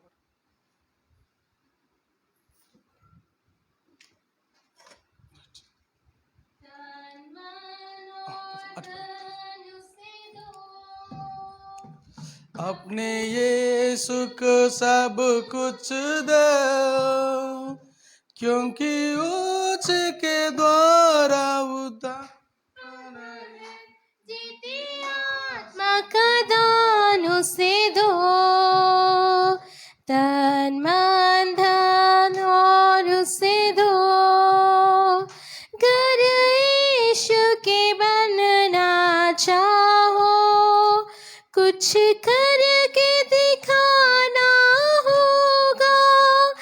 घर यीशु के बनना चाहो, कुछ करके दिखाना होगा। खुद बचना काफी नहीं है, औरों को बचाना होगा। दिल में पहली जगह उसे दो, अपने यीशु को सब कुछ दो, क्योंकि उसके द्वारा उद्धार पाना है। जीती आत्मा का दान उसे दो, तन मन धन उसे दो। అందరూ లేచి నిలబడదాం. हम सब अपने अपने स्थानों में खड़े हो जाएंगे। చివరి ప్రార్థన ఆశీర్వాదాలతో ముగించుకుందాం. अंतिम प्रार्थना और आशीष के साथ हम समाप्त करेंगे। కానీ उसके बाद ప్రభు భోజనంలో పార్టిసిపేట్ చేయాలనుకున్న వాళ్ళు మరలా తిరిగి కూర్చుంటారు. वे लोग जितने लोग प्रभु भोज में भाग लेना चाहते हैं वे लोग अपने स्थान ప్రార్థన पर बैठे చేసుకుందాం. रहें। आइए हम प्रार्थना करेंगे। సర్వశక్తిమంతుడా మీ కొందనాలు. सर्वशक्तिमान परमेश्वर आपको धन्यवाद। ఈ ఉదయకాల సమయంలో మీ సన్నిధికి వచ్చినప్పుడు आज सुबह के समय में जब हम आपकी उपस्थिति में आए हैं, అద్భుతకర రీతిలో మీ వాక్యము ద్వారా మీరు మాతో మాట్లాడారు. अद्भुत रीति से आप अपने वचन के द्वारा हमसे बात किए हैं। ఆరాధన ద్వారా మీ నామానికి మహిమ తెచ్చుకున్నారు. आराधना के द्वारा आपके नाम की महिमा होने ఈ दी है। ఉదయకాల సమయంలో इस सुबह के समय में మిమ్మల్ని వెంబడించే బిడ్డలుగా యేసు నామములో తయారు చేయబడుదురు గాక అని ప్రార్థన చేస్తున్నాను. आपके पीछे पीछे चलने वाले बने ऐसे यीशु मसीह के नाम से मैं మీ मांगता हूं। కొరకు సాక్షులుగా ఈ బిడ్డలు యేసు నామములో నిలబడుదురు గాక అని ప్రార్థన చేస్తున్నాను. आपके लिए प्रभु यीशु मसीह के नाम से आपके लिए गवाह के रूप में खड़े रह सके ऐसा हम आपके लिए प्रार्थना करता हूं। పరిపూర్ణమైనటువంటి అన్ని విధాలైనటువంటి మీ దీవెనలు ఈ బిడ్డలు పొందుకుందరు గాక అని ప్రార్థన చేస్తున్నాను. संपूर्ण रीति से आपकी सारी आशीषों को आपके बच्चे पाए इसलिए मैं प्रार्थना करता हूं। ఎంతమంది అయితే దుఃఖముతో ఉన్నారో, जितने लोग दुखी में हैं, ఎంతమంది అయితే కష్టాల్లో ఉన్నారో, जितने लोग कष्टों में हैं, ఉద్యోగం కోసం ఎదురు చూస్తూ ఉన్నారో, जितने लोग नौकरी का इंतजार में हैं, యేసు నామములో మీ బలము పొందుకుందరు గాక అని ప్రార్థన प्रभु చేస్తున్నాను. यीशु मसीह के नाम से हम सामर्थ्य पाए ऐसा मैं प्रार्थना మీ करता हूं। కొరకు సాక్షులుగా నిలబడుదురు గాక అని ప్రార్థన पिता చేస్తున్నాను. के लिए गवाह के रूप में खड़े रहे ऐसा मैं इनके लिए प्रार्थना करता हूं। దేని విషయం అయితే వీళ్ళు ఎదురు చూస్తూ ఉన్నారో, जिस चीज का वे इंतजार कर रहे हैं అవన్నీ కూడా యేసు నామములో వారికి అనుగ్రహించబడిన గాక అని ప్రార్థన చేస్తున్నాను. చేస్తున్నాను. सारी चीजें प्रभु यीशु मसीह के नाम से उन्हें मिले, मैं ऐसा प्रार्थना करता हूँ। ప్రతి ఒక్క శారీర బలహీనత నుంచి విడుదల దయచేయండి. हर एक शारीरिक कमजोरी से उन्हें छुड़ाइए, సంపూర్ణమైన ఆయురారోగ్యాలు మీరు దయచేయండి. संपूर्ण रीति से चंगाई उन्हें दीजिए, అన్నిటికంటే శ్రేష్టంగా और सबसे बढ़कर మీ శక్తితో నింపండి. वे अपने सामर्थ्य से उन्हें भर दीजिए। రానున్న దినాల్లో మీ కొరకు సాక్షులుగా నిలబెట్టుకోండి. आने वाले दिनों में गवाह के रूप में खड़े रहे, ऐसा उन्हें तैयार మీ कीजिए। నామానికి మీరే మహిమ ఘనత ప్రభావాలు తెచ్చుకోమని, आपके नाम को महिमा प्रभाव मिले, ఇంకా అనేక వేల మందితో ఈ సంఘము నింపబడిన గాక అని और ప్రార్థన अनेक చేస్తున్నాను. हजारों लोगों से कलीसिया भरा जा सके, ఇంకా అనేక మందితో నింపబడిన గాక అని ప్రార్థన చేస్తున్నాను. और अनेक लोग यहाँ कलीसिया में आए, इसके लिए मैं మీ प्रार्थना करता हूँ। సత్యాన్ని తెలుసుకుని అనేక మంది బిడ్డలు పరిగెత్తుకుంటూ మీ సన్నిధికి వచ్చుదురు గాక అని ప్రార్థన చేస్తున్నాను. आपकी सच्चाई को जानते हुए अनेक लोग आपके सम्मुख में आ सके, ऐसा प्रार्थना करता हूँ। మీరే సహాయం చేసి మీ నామానికి మహిమ పొందుకోమని, आप ही सहायता करते हुए आपके नाम की महिमा होने తరల दीजिए। వంచిన ప్రతి ఒక్క బిడ్డను పేరు పేరు వస్తుంది దీవించి ఆశీర్వదించమని, सिर झुका हर एक लोगों को आप नाम आप आशीष మీ दीजिए, యొక్క దీవెనలతో నింపి పంపించమని, आप अपनी आशीषों से उन्हें भर दीजिए, యేసు నామ ప్రత్యేకంగా ప్రభు కాను ప్రేమించినటువంటి కానుకలు దీవించి ఆశీర్వదించండి. और विशेष करके पिता भी आपको प्रेम कर जो भेंट दिया उसे आशीष दीजिए, నూరంతుల ప్రతిఫలం దయచేయమని उन्हें 100 गुना फल दीजिए। యేసు నామములో అడుగుతున్నాము తండ్రి. प्रभु यीशु मसीह के नाम से मांगते हैं पिता, ఆమేన్ आमीन ఆమేన్ आमीन ఆమేన్. आमीन। हे हमारे पिता हे हमारे पिता तू स्वर्ग में तू है, जो स्वर्ग में है, तेरा नाम पवित्र माना जाए, तेरा राज्य आवे, तेरी इच्छा जैसे स्वर्ग में पूरी होती है वैसे पृथ्वी पर पूरी हो।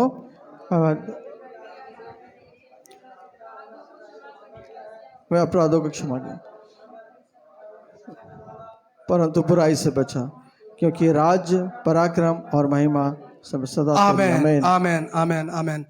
और अभी पिता का प्रेम और पुत्र का अनुग्रह और परिशुद्ध पवित्र आत्मा का अनुग्रह और समाधान शांति सदा हमारा परिवार के साथ बने रहे।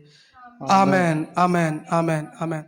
ఆశీర్వాదంబుల్ మామీదా వర్షింపజేయుమీషా, ఆశతో నమ్మియున్నాము నీ సత్య వాగ్దానము, ఈ మాయి మీద కృమ్మరించుము దేవా, రమ్మడా ప్రేమ వర్షము, కృమ్మరించుము దేవా. आमीन। आप सबको जय मसीह की। सबको जय मसीह। प्लीज भी सीटेड, अंदर कुछ सुनना। आप लोग बैठ जाइए, जो प्रभु भोज लेना चाहते हैं, जो बपतिस्मा लिए हैं वो लोग।